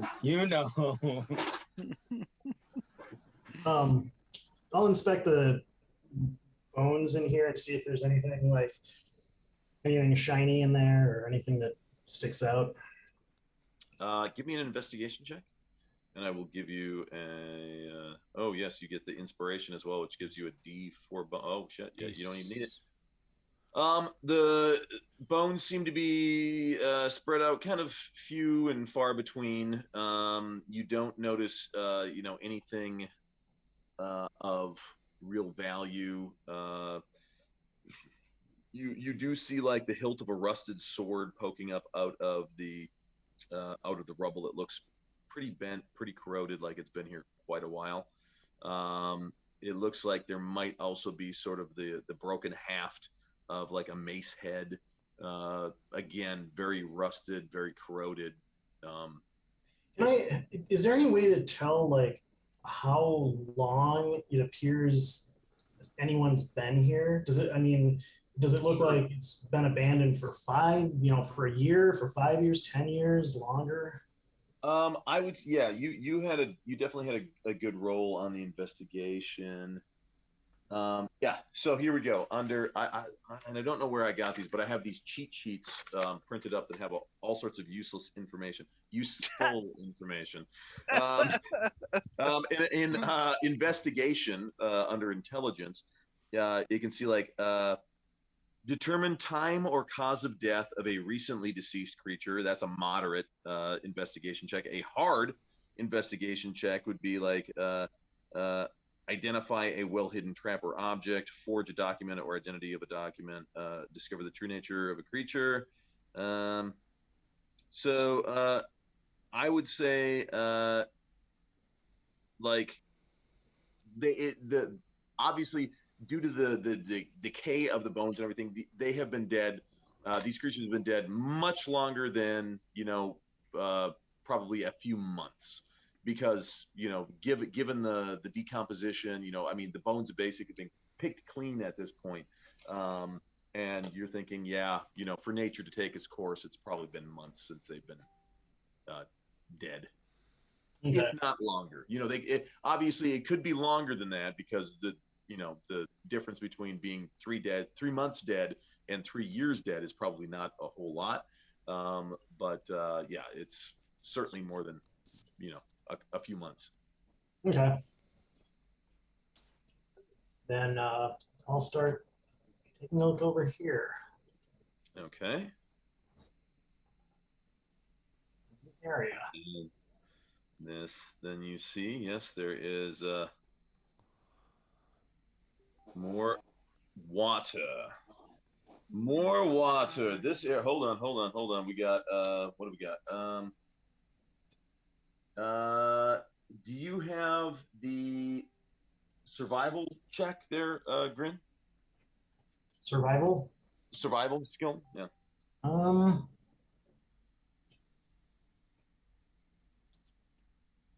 I have intimidation. I will give you a survival check.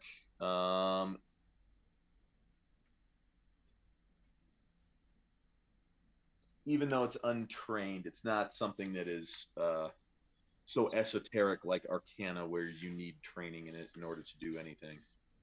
All right, survival. I can use my bardic inspiration on that, right? Yes. What do I get? I get a. It's a D6. You can roll a D6 and add the result. So don't know if it's going to help. Yes. You can roll a D6 and add that to it. I mean, is that a waste? Like, is that like? What am I rolling survival for? Survival. So that you don't die? Hello? But I mean, like, let's assume a maximum success. Would that change the result at all? Like, well, better than. It depends on what the difficulty, the challenge rating on the check is.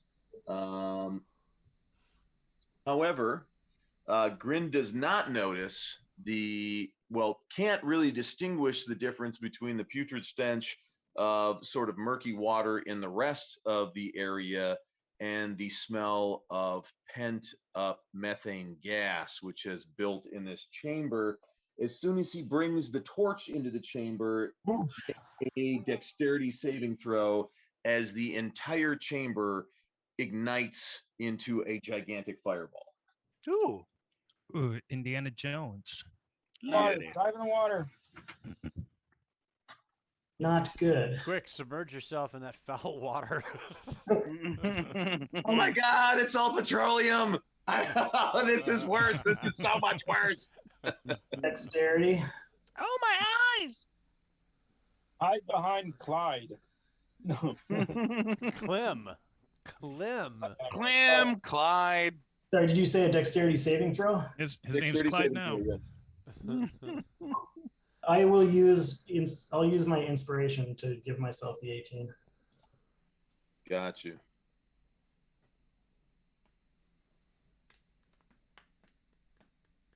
So instead of taking 13 points of damage, you only take 6. So here, I will do that. I will subtract the 6, which is probably very good that you did that. Yeah, so your torch. Oops. Yeah. But for a second, you get a really, really good view of everything. I can see the final boss from here. And the force of the explosion does blow out your torch. Oh. How are his eyebrows? I was about to say, and eyelashes? singed his eyebrows. Yeah. Well, you gotta get closer. All right. Already smells like dead But bodies. his, in but his here. It can't powder get much bag. worse. How's his powder bag? No, no, stop. I thought we were playing that game. I'm sorry. My bad. Oh, but it ended slightly before that. I pull out my shotgun. I pull out my shotgun. I appreciate it. Pull out my shotgun and shoot a guy. I Shoot the guy in front of me. I shoot my shotgun. Shoot my shotgun. Oh, he does. And you also do notice that the explosion destroys the wooden pillars that were formerly holding up the ceiling. Bum, bum, bum, bum, bum, bum, bum, bum. The ceiling is still there, but that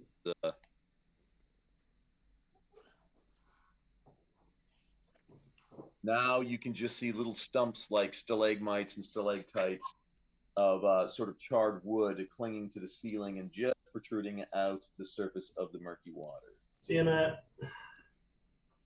Peace. Oh, Matt's out? Matt is chasing. Oh, the sorry, ball Matt. line. Love you, Night, buddy. guys.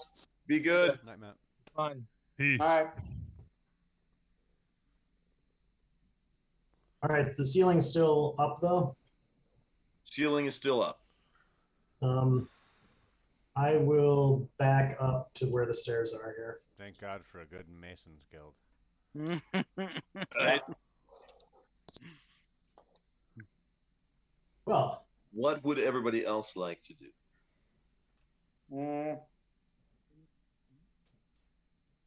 that Point was and laugh. Move forward. Yeah. Elsa and Lucius and Clem are all just hanging way in the back. You're right, right? Uh-huh. We're good back here. No, you can go. Yeah. You can keep moving. Yeah, I because you don't can't want to get be on the close to confines. Gren. Well, Other people might hear me before the explosion. I say to myself, this is some paltry offerings for Baal, Merkel, and Bane. They used to inspire rivers of blood. And then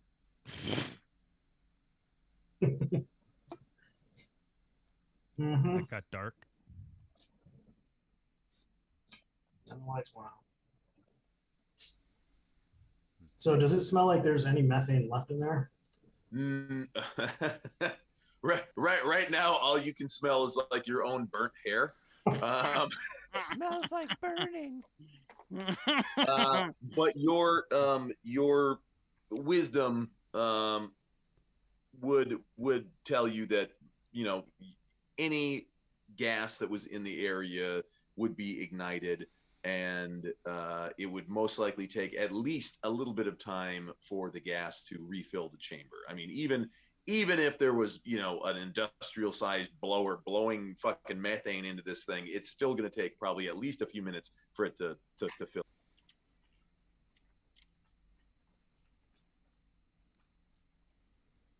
All right. Then I'll light it up.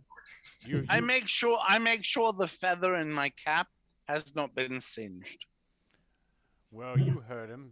Begin breathing as heavily as possible, so as which to avoid another buildup of methane. No, Exchange that but air quickly. no, but my feather. Oh, it looks fantastic. Good, thank you, kindly. My apologies. So after that fireball, like this area is fairly clear then, right? Like the large open caverny looking place in front of us. 10. Yeah. Well, Yeah. I suspect we should get going. That's right over here. Mhm. Mm-hmm. Is there anyone here who knows mining or masonry or engineering? Well, what sort of questions do you have?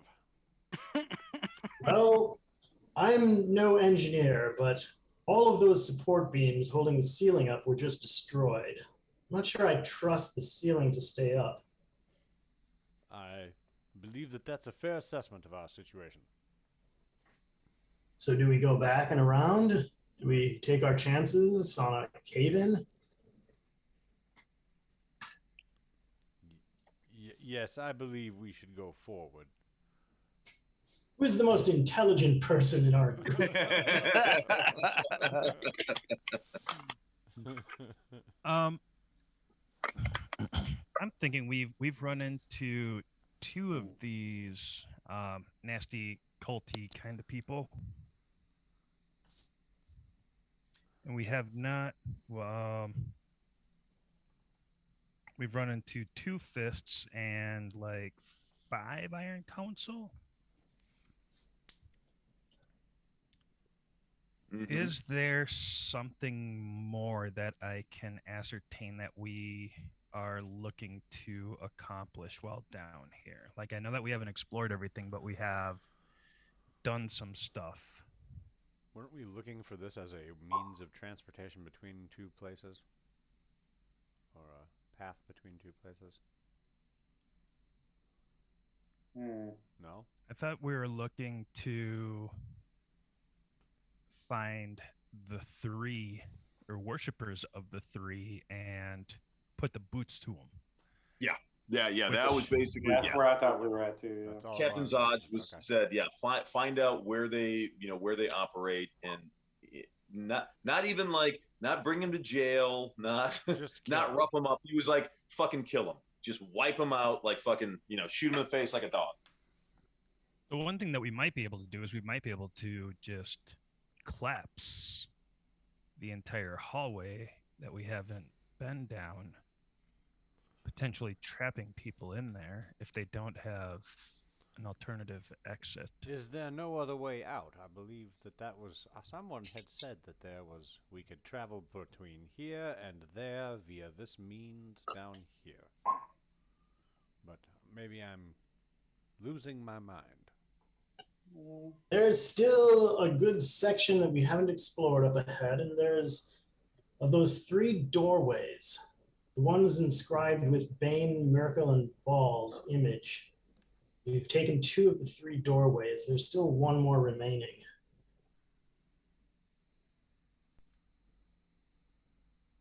In other words, we still have much to explore. Let's see. That said, Yeah.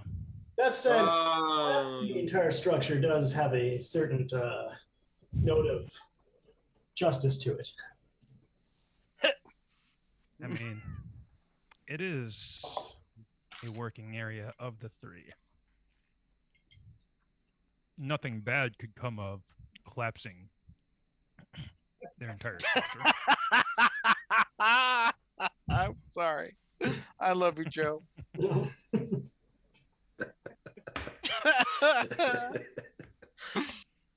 I do believe that's my favorite emote ever. And if you are lacking in inspiration, I will give you mine. Oh yeah, Yes. these. Oh, these. yes. Oh, these. Yes. These are. We'll Yes, be using I these see later them. for a very specific thing. I know exactly. What Oh, they smell good. Oh, says I.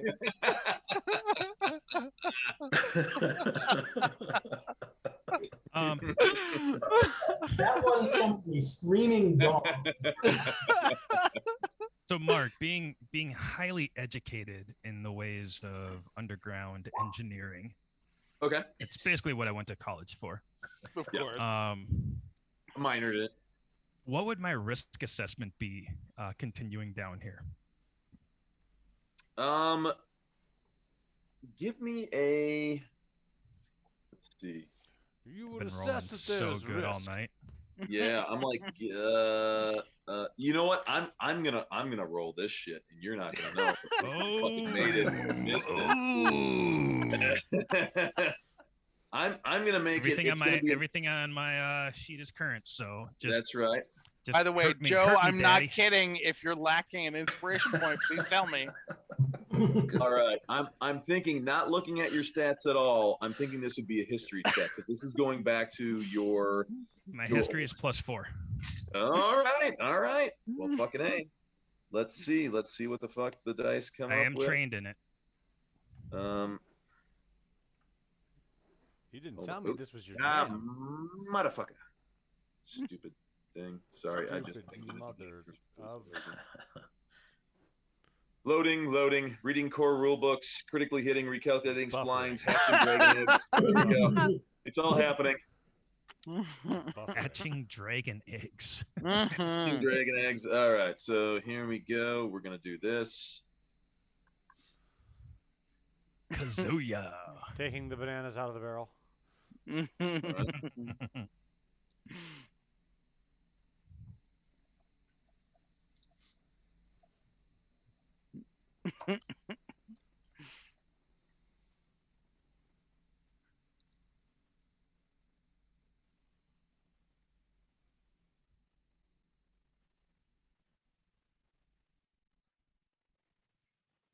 Can you cut the tension with a knife? With a spork. But why a spoon, cousin? Why not an axe or a sword? That's it hurts more. You Hey, twit. Morty, I hate to be the guy that says a little help, but a little help. Gee, here. Tosses him a spoon. You have a drawer full of cutlery, and you toss me the one thing that can't hurt anyone. I look at Grin and say, if there are more areas that need to be explored before we leave, I seriously doubt that we are at any more significant risk of a cave-in as we were before the supports were burnt out. Good enough for me. Let's go forward.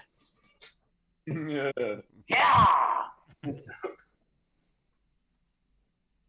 Having spent You much look like a time man that in the knows Underdark, about beams. You draw. Port You know beams, your eye beams, you know your laser underground beams. stuff. You're my beam guy. From now on until 20th level. See what's done this way. Somewhere around 19th level. Could you assess the structural integrity of the? I don't know where you fucking got that. Seriously, I've been telling you since like level 2. I don't know.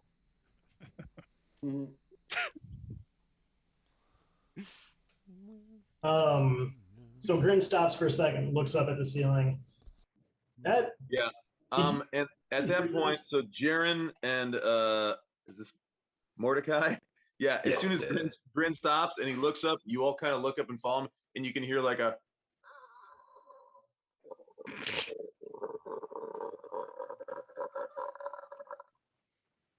And then it stops. Sort of a creaking, groaning, grating sound. It seems tight as a little ominous. Maybe we should move more slowly. Right? Try not Yes. to. Riz, yeah, Riz, you noticed that as well. Yeah. I was like, where the fuck is Riz? I was like, is he sitting back with the He's like, no, it's totally good. Go. Yeah, Oh shit, they're fucking it's fine. dead. Watch this shit. Yeah. Go real fast, bang on the walls, make sure that they're, staying Bounce off of them, strong. make sure. Yeah. Yep. Walk fast, take chances. Yep. If you have a stick or something, poke the ceiling. Of course. All right, supports are back in place over here. Yep. There you go. You make it around. I feel like I'm playing Frogger. This is kind of cool. I know dynamic lighting is like one of the coolest fucking features in the history of this game. So you see, there is a corridor. You have doors. There are a series of doors leading to the south. You have, yes, there's one there. There's another here. And you can see further down the way, there's another opening here. There's an opening here. This opening to your left, Grin, is just filled with rubble. Looks like it was a partially, or at least a chamber that was started to be excavated, but never finished. And that is that. The rest of the characters. So we have half of the group that's through the water area, and so Thunder in the Morning is actually Thunder is going to stay near the lady. Well, lady's gonna move. Does Thunder need to like get on my shoulders so he doesn't get wet? You feel claws in your shoulders. He's going to basically, he's going to walk behind you and protect your back. Can I freeze the top of the water behind me as he goes? He says, "Thank you very much for thinking about me, but it's okay. I am used to being wet. It's not going to get my armor very rusty at all. I can still use it to protect you, Lady Elsa." Sorry, I love my accent no matter who does. mine is not nearly as good as Matt's. That's the most It really Austrian isn't. Vietnamese accent I've ever heard. Yours is so less offensive, which is kind of weird. I just and can't even sad. hear it anymore. Yeah, It's just weird and which sad. offends me. I recommend we all take one door apiece and kick them open at the same time. It's simultaneous now. 1, 2, 3. Synchronized door kicker. It's not splitting the party. Going on 3 or 4. And we know Is it what's 3 in and then each room. go, or- If it's bad, Is it? back Yeah, away. 1, 2, go. 1, 2, 5. 3, sir. There we go. Now we at least have some party cohesion happening here. There, I believe. I also need you to. Oh, you brought him. Thanks. I was gonna say I need you to bring back Clem, Yes. but you grabbed him for me. Thank you. Yeah, I got you. I got you. Once I leave the area, Clem is in the dark. You're right. Poor Clem. Yes, Clem is But like. he is sweeping as he goes. Yeah. That's right. Scoop it up. Huh? He's- Huh? he's- Do good, appreciate boss, right? He's Somebody hiding our cleans as they tracks. go. He's brushing our Doors tracks. everywhere. I'm auditioning for Stomp. Nice. Sorry. 5 doors. All right, so Grin, you are posted up at this door. Again, appears very similar to all the previous doors. It is somewhat rotted due to the moisture, but other than that, no distinguishing marks. All right. I'll, kind of check it before I just. Check it. Yeah. Okay. Just do it live. I'm sorry? Just do it live. Yeah. All right, I'll we'll just do it live. I'll just slowly open it. All right. The door Slowly. opens.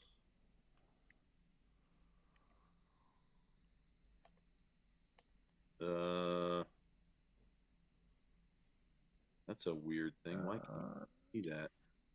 Yeah. The lighting sometimes doesn't quite follow with me.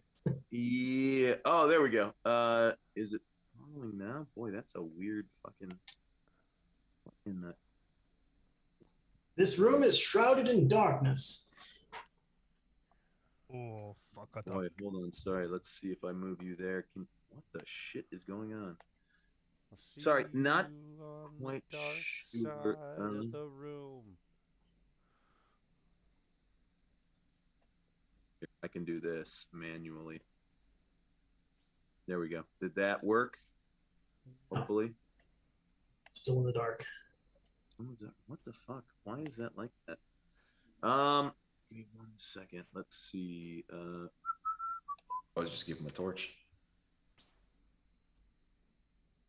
Oh, is that why? Yeah, I do have a torch. Yeah, no, it's I think it's because I did not close off this area. properly. Maybe. It seems to be working for me when I look in that room, like the lighting curves around the Same. corners. Same here.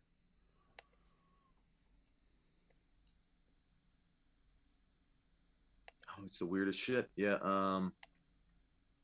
Yeah, for me, the Grin, you might just need to refresh your browser.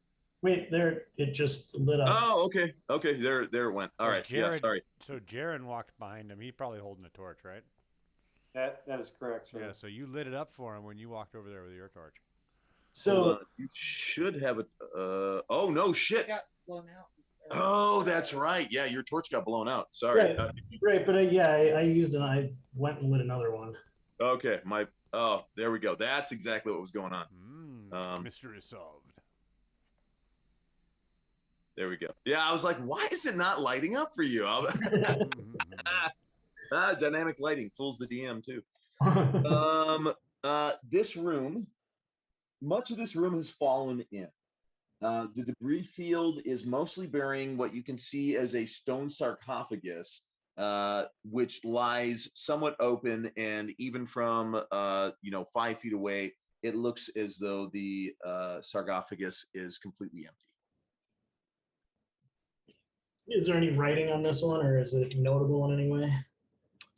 It looks to be sort of filigree patterns, nothing distinct or identifying, just sort of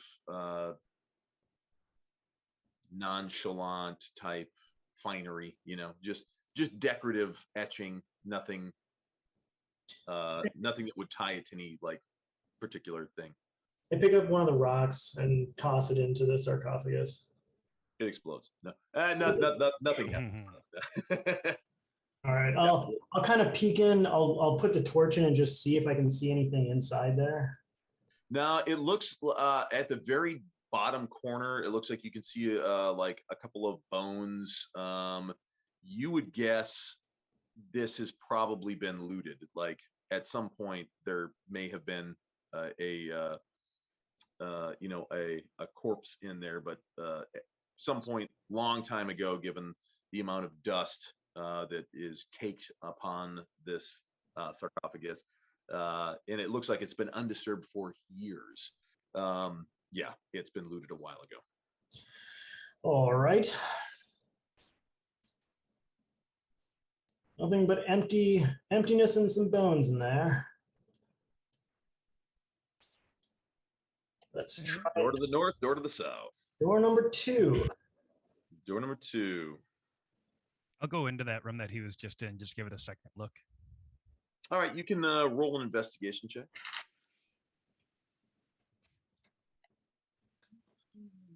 For door number 2, what would you like to do? Roll an investigation check. Okay, you made it. All right, you find 200 bars, a rack of magic weapons. I find a bigger, badder shotgun.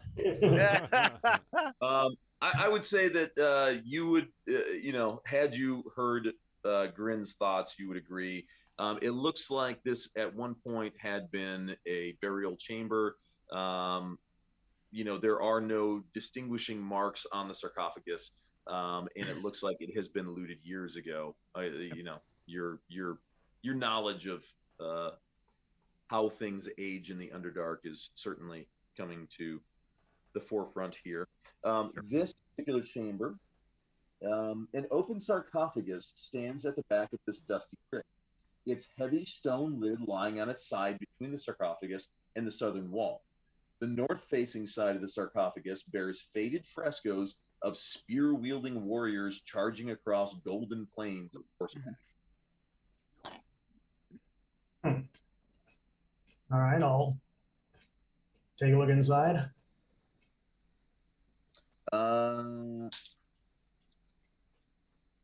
Inside, you see a thick layer of dust and a few scattered humanoid bones, somewhat similar to the previous sarcophagus. You said that the picture of the spear wielding charging forces, that's on the lid of the sarcophagus, or that's on the wall or something? It's on the side of the sarcophagus. On the side. Okay. North-facing side of the sarcophagus, so the side facing you in the door. So can I bears see that then when I look through the door? faded frescoes. Sure, yeah, absolutely. What's the roll for that? To recognize that? A history? No, that's yeah. For history, if Yeah, you I want want- to yeah. try to determine exactly what that would entail. Or just if I recognize it. You know, I mean, I'm not very good at the. No, definitely. Pretty good picture. Actually, I think I made that. You're like, I believe I carved that. Yeah, I think I was in a drunken stupor. That's me at the front of that charge.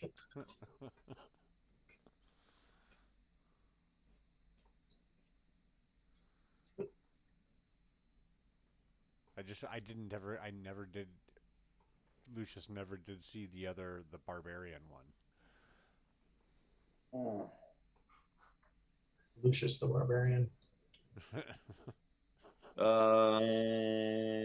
on. I like the way that rolls off the tongue. Good God, sorry about the spelling in that. That was fucking horrific.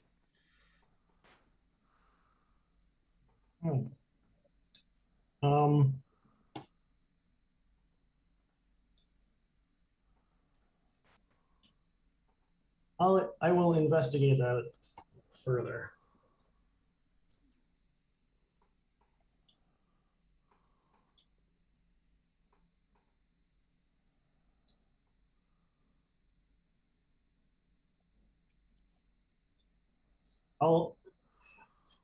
Grin.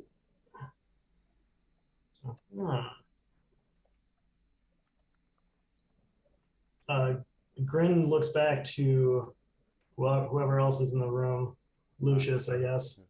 I say, look here, this tomb has got a false bottom. Oh, interesting. And I'll cautiously approach.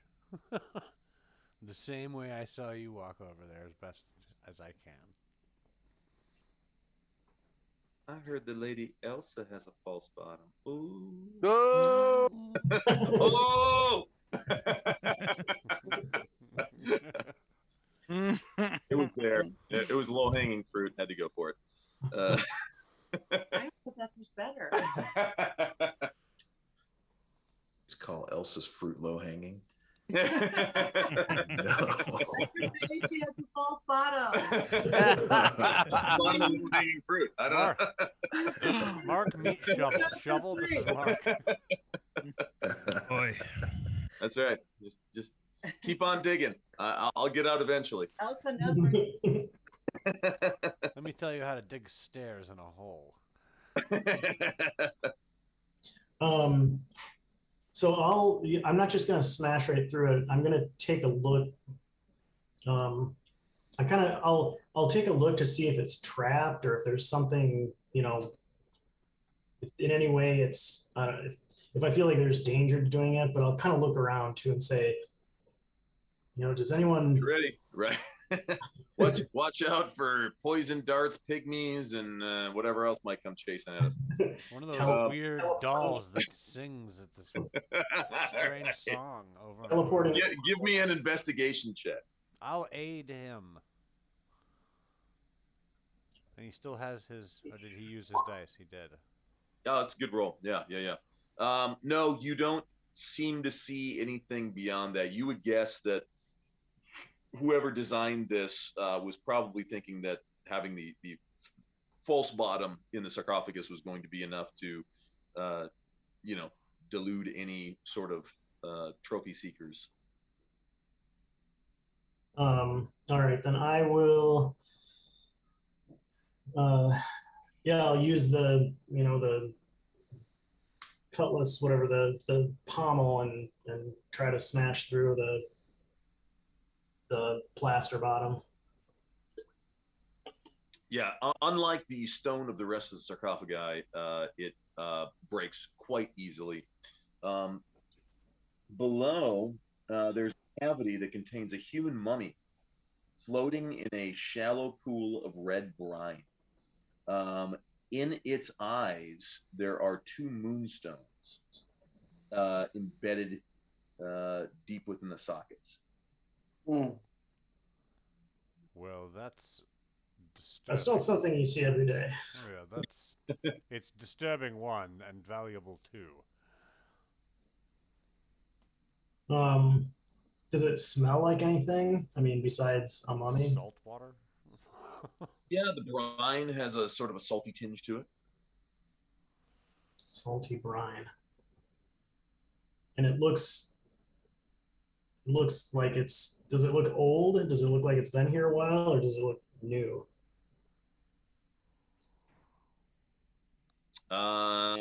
Yes, it looks like it has been undisturbed, most likely since its internment. I heard a song once in the college about releasing mummies' spirits back on Earth by disturbing the. I don't remember how it ends.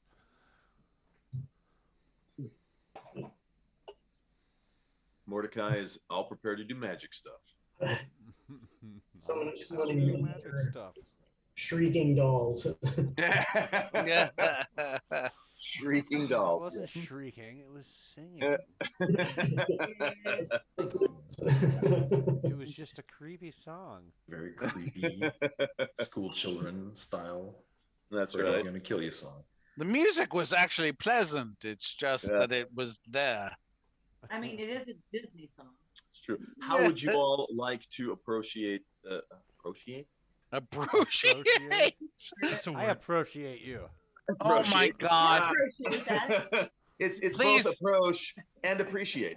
Please, somebody, memorialize that, please, because that's a We fucking appreciate brilliant you. word. Maybe t-shirt.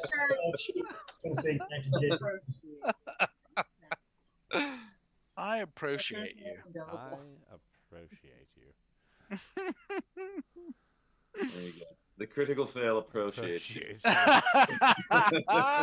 Night, Jay. Jay, we missed Good Jay. night, Joe. Thank you so much. Yep. Night. Thanks everybody for watching. Yes. the How would you game. like to approach said mummy? Appreciate. I think. Well, okay. Both of our paladins are gone. They both can do detect fucking evil. Or detect divine sense. So Divine one of them, sense. we are I gonna think- have. Where did Thunder go? This- I think Guy this in is the a- morning says, I feel like this place may have evil. I check. I think this says- is probably a cool time to probably call it. Hold on, everybody need to wait. To Please wait for me because sometimes I get distracted with laser pointer. He says that he can detect the presence of undead. And as he concentrates, he says, "No undead here. He's just regular mummy. just They just do very good for keeping care of ancestor." and just your average garden variety mummy. and apparently keeping our pocketbooks healthy as well. And I'll reach in there and start plucking those moonstones out. Yes, you get 2 moonstones. The value of which I won't make you roll for those 50 gold pieces each. Yeah, I'll hand them to you if you've been collecting the treasure. Gren. Here, how much? 50 GP each? Wake him up. Hello, mummy. Mummy. You said they're worth 50 gold pieces each? Correct. All right. Goes the mummy. All right. Which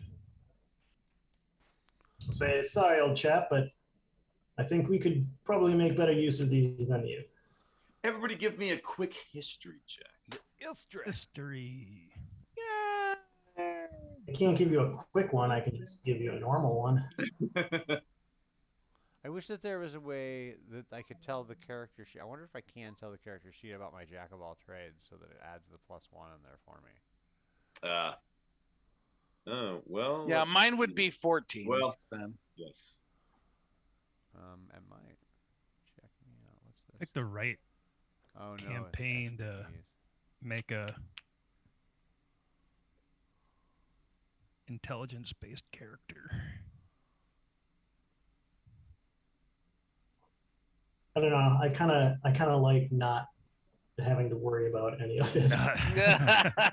Oh, hey, You don't get it. There's a lot of freedom in being dumb, okay? hey, there is a jack of all So trades. that's actually a 17 for my history check. Oh, Nice, we got okay. a lot of good rolls. Hey, there is a jack of all trades box on the character sheet. Where? There is? Yeah, if you go to the little, the little gear, the little spinning gear thing, Which one? on the character sheet. There's a whole bunch. Oh, that one. The one right next to spells. Yes, the one to just the right of spells, then scroll all the way to the bottom, Mhm. and right in the middle, there's a little box that says Jack of all Oh, trades. perfect. Thank you. Yep. That is Mhm. awesome. I'm just gonna test I'll take the first roll, but I'm just testing. Everything I'm hearing songs. So you get Oh, these- yeah, these- cool. Oh, there you go. Yeah, Hey, look at that yep. shit. That's pretty cool. Yeah, so you can see the two. So like what we were talking about earlier, Jack, if I were to take one level in Bard. You got to get second level Bard before you get Jack. Oh, really? Yeah. Okay. Fuck. I ain't got that kind of That's patience. why it works better to be a Bard if No. you're going for the No, second level skills. Yeah, it's not spell casting level. Yeah. We are, yeah, but you can multi-class. So like if you suddenly said, you know what, I really like what Thunder in the Morning's doing, I want to take a level as Paladin. You could do that.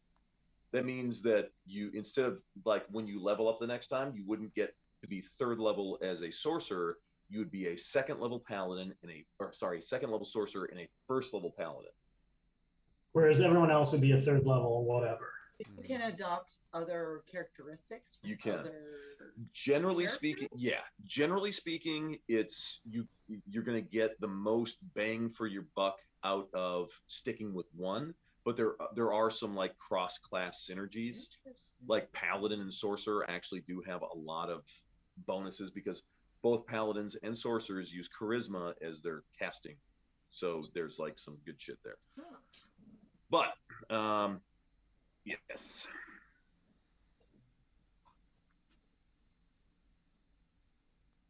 Is there anything? What was under the Moonstones? Just more wrappings? More wrappings, yes. Yeah, so I typed it in, Mark, but I walk over to the casket and I examine. closely Yep, examine the body. Yes, it is I have completely a wrapped and dagger. mummified. I do some poking around. Please specify poking around. He humps With it. my dagger. My dagger. I know. Well, I mean, like, are you like poking? Like, are you just sort of like prodding things, or are you like literally like stabbing? I am running my dagger point I through will- the I will- nooks and crannies of the stone. I will cut. I'll cut through the like the top portion of the sternum. Yes. Okay. Yeah. You all see Riz as he is now performing open heart surgery on this mummy.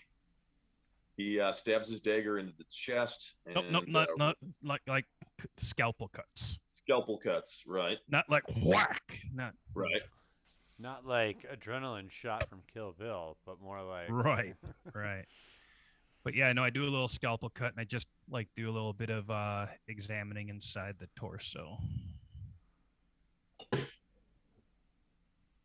Is it Oh, full God, man. of gold coins? Why do you have to defile the dead like this? The dead never seem to mind. You drow are as creepy as I've read about. Never You're like, seen- this is Yeah, this is not your mummy. first time. Mummy's good eating. Don't you know nothing? I will pull that out and look inside it. So you all see Riz after he makes a scalpel-like incision on the chest of the mummy. He reaches inside and pulls out what appears to be a pristine-looking leather pouch. I imagine it like testicles that have been blown out, Of course. or like bladder. You know, I mean, Yeah. Buffalo Wait, bladders well, work for which great is canteens. Is it a pristine leather pouch, or is it like an organ that's been dried? No, it looks like a pristine leather pouch. Okay. Oh, good show. That was a great idea. What's in that pouch? Remind me to defile the corpses of the dead more often. I've always thought you Drow were very imaginative. So, to put it simply, there are many cultures who mummify and place gems on eyes that also replace the heart with items of importance, and this very well could be an item of importance. I don't know how valuable it could be to us, but it was absolutely valuable too. Certainly more valuable to us than it will be to this poor chap. He feels no need to have it anymore, as far as I can tell. Yes. Most likely it's with him at his next life. Or whatever. Is Elsa wondering aloud if this is one of the dead three? Yeah. Sure. I'm no historian, but I highly doubt this is one of the original dead three. I mean, someone took the time to prepare the body and place it there. There must be some importance. Maybe a high priest or a fallen champion of the dead three, but Not the dead. one of the gods themselves, I doubt that is the case. But it could be, I suppose. I don't know that much about them. May as well hedge our bets, and I'll reach over and grab an arm bone and tear it off, like maybe the radial bone. My God, you Drow really are. Might as well grab the ulna along with that radius and have some great drumsticks. Well, matter of fact, everything below the elbow. I'll take everything below the elbow. But yep, radia ulnus, ulnus, and some What does this phalanges. poor soul ever do to you? What do you do with these? Gave me his items? moonstones. His or her. I I trust cannot you be, with my moonstones. I cannot be certain at this point. All right, here. I will just show all of you this. Yes. I'm going show to it. appreciate. Bag of beans. Yeah, we gotta appreciate some stuff. I've seen these before. That's right. Inside this heavy cloth bag, although this one is leather, are 5 dry beans. If you dump the bag's contents out on the ground, they explode in a 10-foot radius extending from the beans. Each creature in the area, including you, must make a DC 15 dexterity saving throw, taking 5d4 fire damage on a failed save or half as much damage on a successful one. Fire ignites flammable objects in the area that aren't being worn or carried. If you remove a bean from the bag, plant it in the dirt or the sand, and then water it, the bean produces an effect 1 minute later from the ground where it was planted. The DM can choose an effect from the following table, determine it randomly, or create an effect. You can have toadstools sprout. If a creature eats a toadstool, roll any die. On an odd roll, the eater must succeed on a Constitution saving throw or take a fuck ton of poison damage and become poisoned. On an even roll, they gain 5d6 temporary hit points. You can also have a geyser erupts and sprouts water, beer, berry juice, tea, vinegar, wine, or oil 30 feet into the air for 1d12 rounds. Another possibility, a treant sprouts. There's a 50% chance that the treant is chaotic evil and attacks everyone.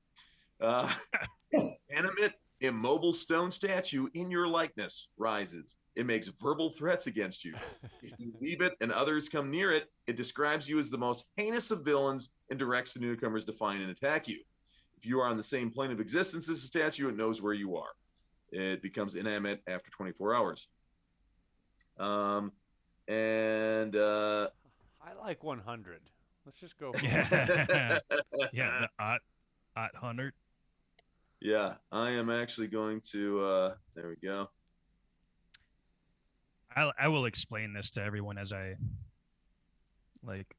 pull it out and examine it and look at the bean bag. Aha! I would say be very careful with those. There we go. Indeed. So I've changed it. So Truly now, do what you say. if you manage to read and memorize all the effects, good on you. If not, they are all now gone. It is going to be a random effect, and I may actually change because there are multiple tables I found online with all sorts of fun, different effects. I grabbed the bag and dumped it on the ground. They're all dead. TBK. That was a good game. Campaign. Well, it was close to 8 years. Right now, Riz has it. Where's Rick? I see here. I'm over by the. I would sarcophagus. appreciate it if you would be careful with those. These should be handled with the most delicate of care. Don't worry, I'll take very good care of them. I'm sure you wouldn't. You look over and you see the as cat I eat put them in my inside vest. I bury them in my pants. Water them a little bit. I shall put this beanbag next to mine own beanbag. I strap the beanbag to my beanbag. Oh, Darius, thank you so much. Oh, shit, I just saw it. I don't know if he's already gone. He's gone. What? He is. Oh boy, we are down to a regular sized group of characters. Oh, hey. Actually, at 5, at 4, now we are probably this is regular. I think they say 3 to 5 is. Yeah, 4 people is considered perfect. Yes. Four-person party. There we go. We have gotten through where we have gotten. You guys have found a very interesting magical item, which may be beneficial, may not. It seems to be quite chaotic in its origin. Type thing that like goes all the way up. Oh yeah, and you might go, and you might, you and Morty might go on an adventure, and you find some giant people, and then you get tried in a court of giant law, only to be saved at the last second.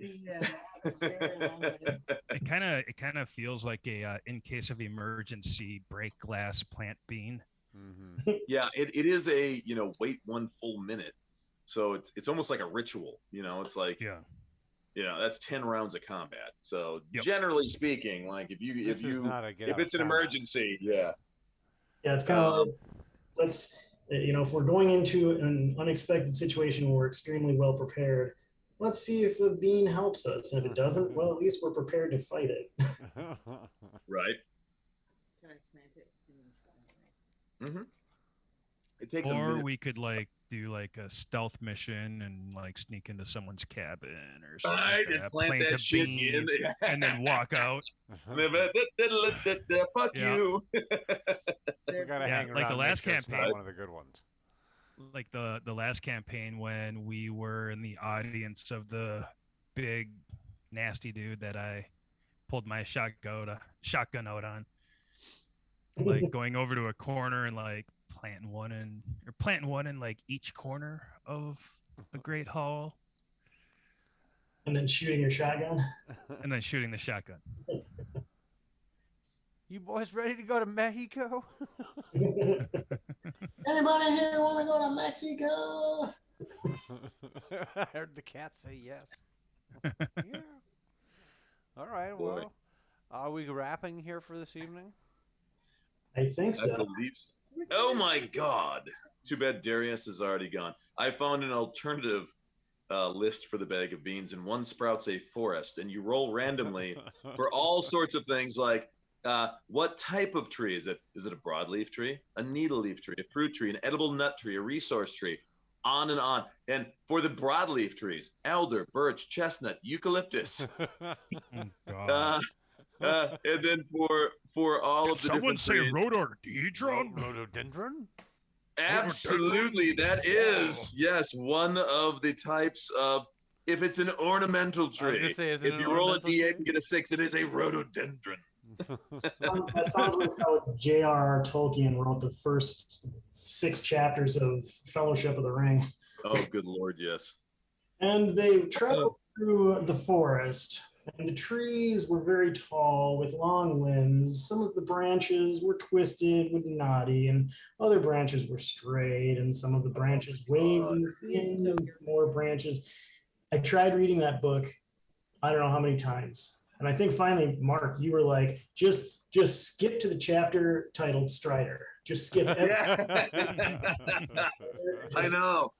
It's like, oh, yes, and they found this plant. It was a broadleaf plant, but different from the plant in the Shire, because this plant actually had 5 leaves, where the plant in the Shire had only 4 leaves. And the plant in the Shire was slightly serrated, where these had smooth leaves, and these leaves had no fruit. The plant in the Shire had a small yellow bud that would occur in only alternating seasons, but only in a dry season. I mean, it was like, I was literally like... It inspired him to sing a song about trees, which I will, recite over the following 5 pages.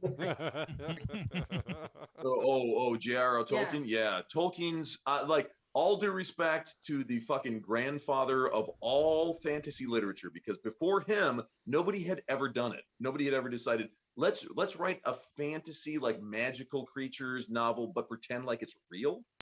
Pretend like this is just an alternate history of Earth. Like, this is the shit that actually happened, you know, instead of the Greeks and the fucking Mesopotamians and the Romans, it was actually elves and dwarves and shit. And so, all due respect for him for writing it, but Jesus Christ, his writing fucking sucks. Like, yeah. Oh my God. I tell people that, I'm like, if you really want to read like his best writing, read the Silmarillion and skip ahead about 70 pages past the whole formation of the universe, which is basically Genesis from the Bible. And you'll get into some really awesome stories, but it's like he has to have a short story format, because otherwise he'll go off on these fucking wild tangents of plants and fucking, you know, flora and fauna. And then he'll gloss over major battles. Like, I was telling somebody they were talking about how they loved the fucking the movies, and I was like, oh yeah, the movies are fucking great. And I was like, it's one of the very, very few examples that I can have where I can say the movies are better than books. Yeah. And they're like, really? And I'm like, yeah. And they're like, no, because the books are always better. I'm like, no, not in this case. I'm like, remember how awesome it was, the Battle of Pelennor Fields, where you had Pippin and he's singing that super sad song as Denethor like eats his fucking feast, and all his son and all of the guys go charging into the fucking certain death. I'm like, yeah, basically in the book it ended up being it wasn't even, it was like 2 sentences, and they're like, oh yes, and Samwise found some plant that was very similar to one in the Shire, and he talked about that for like 2 paragraphs, and he's like, oh, and also, by the way, there was this big battle at Pelennor Fields, and so-and-so died, and this other guy died, and this whole army was wiped out. But anyway, back to that plant that Samwise found, and I'm like, the fuck? Yeah, I watched the movies before I read the books. And I read the books. I read the books when I was in Iraq, and I was very disappointed because all it was doing was reminding me of scenes that I saw in the movies. Right. But I was also disappointed because of the same thing, like in Fellowship of the Ring, when they're all hiding out. I think it's in the old Weathertop. Yeah, Weathertop. Yeah, yeah, Weathertop. And the white, that's an epic ass battle when the shrouded guys come up and they stab Frodo and he fucking gets his ring on. Yeah, it's like a page and a half in the books. Yep, it's like nothing. That whole fight in the books was like, yep, and they went up there, and then this happened, and then it was over. The entire ending of the movie, The Fellowship of the Ring, where Boromir is fighting all the orcs, and then he blows the horn, and he calls, and Aragorn comes in and kills the remaining orcs, and they have the sort of bittersweet moment where he says, my prince and stuff. That isn't even in the books at all. The Fellowship of the Ring ends before that battle, and then the Two Towers starts and says there was a big battle and Boromir died. Yeah. Now let me tell you about what the fields looked like in Gondor. Yes. Yeah. Let me spend the next 2 chapters describing the rock structure in the fucking in the Dead Marshes. It was like it was absolutely, oh god, it was so brutal. And the fucking whole Tom Bombadil thing, don't even get me started on that. So you get so many fucking granola hippies, and I get it. Like, yeah, he is the fucking king of the hippies. Tom Bombadil, I get it. Like, yeah, he is super awesome as far as being that. But like, if you watch like the making of the Lord of the Rings trilogy, they have who is it? Philippa Boyens, one of the main writers.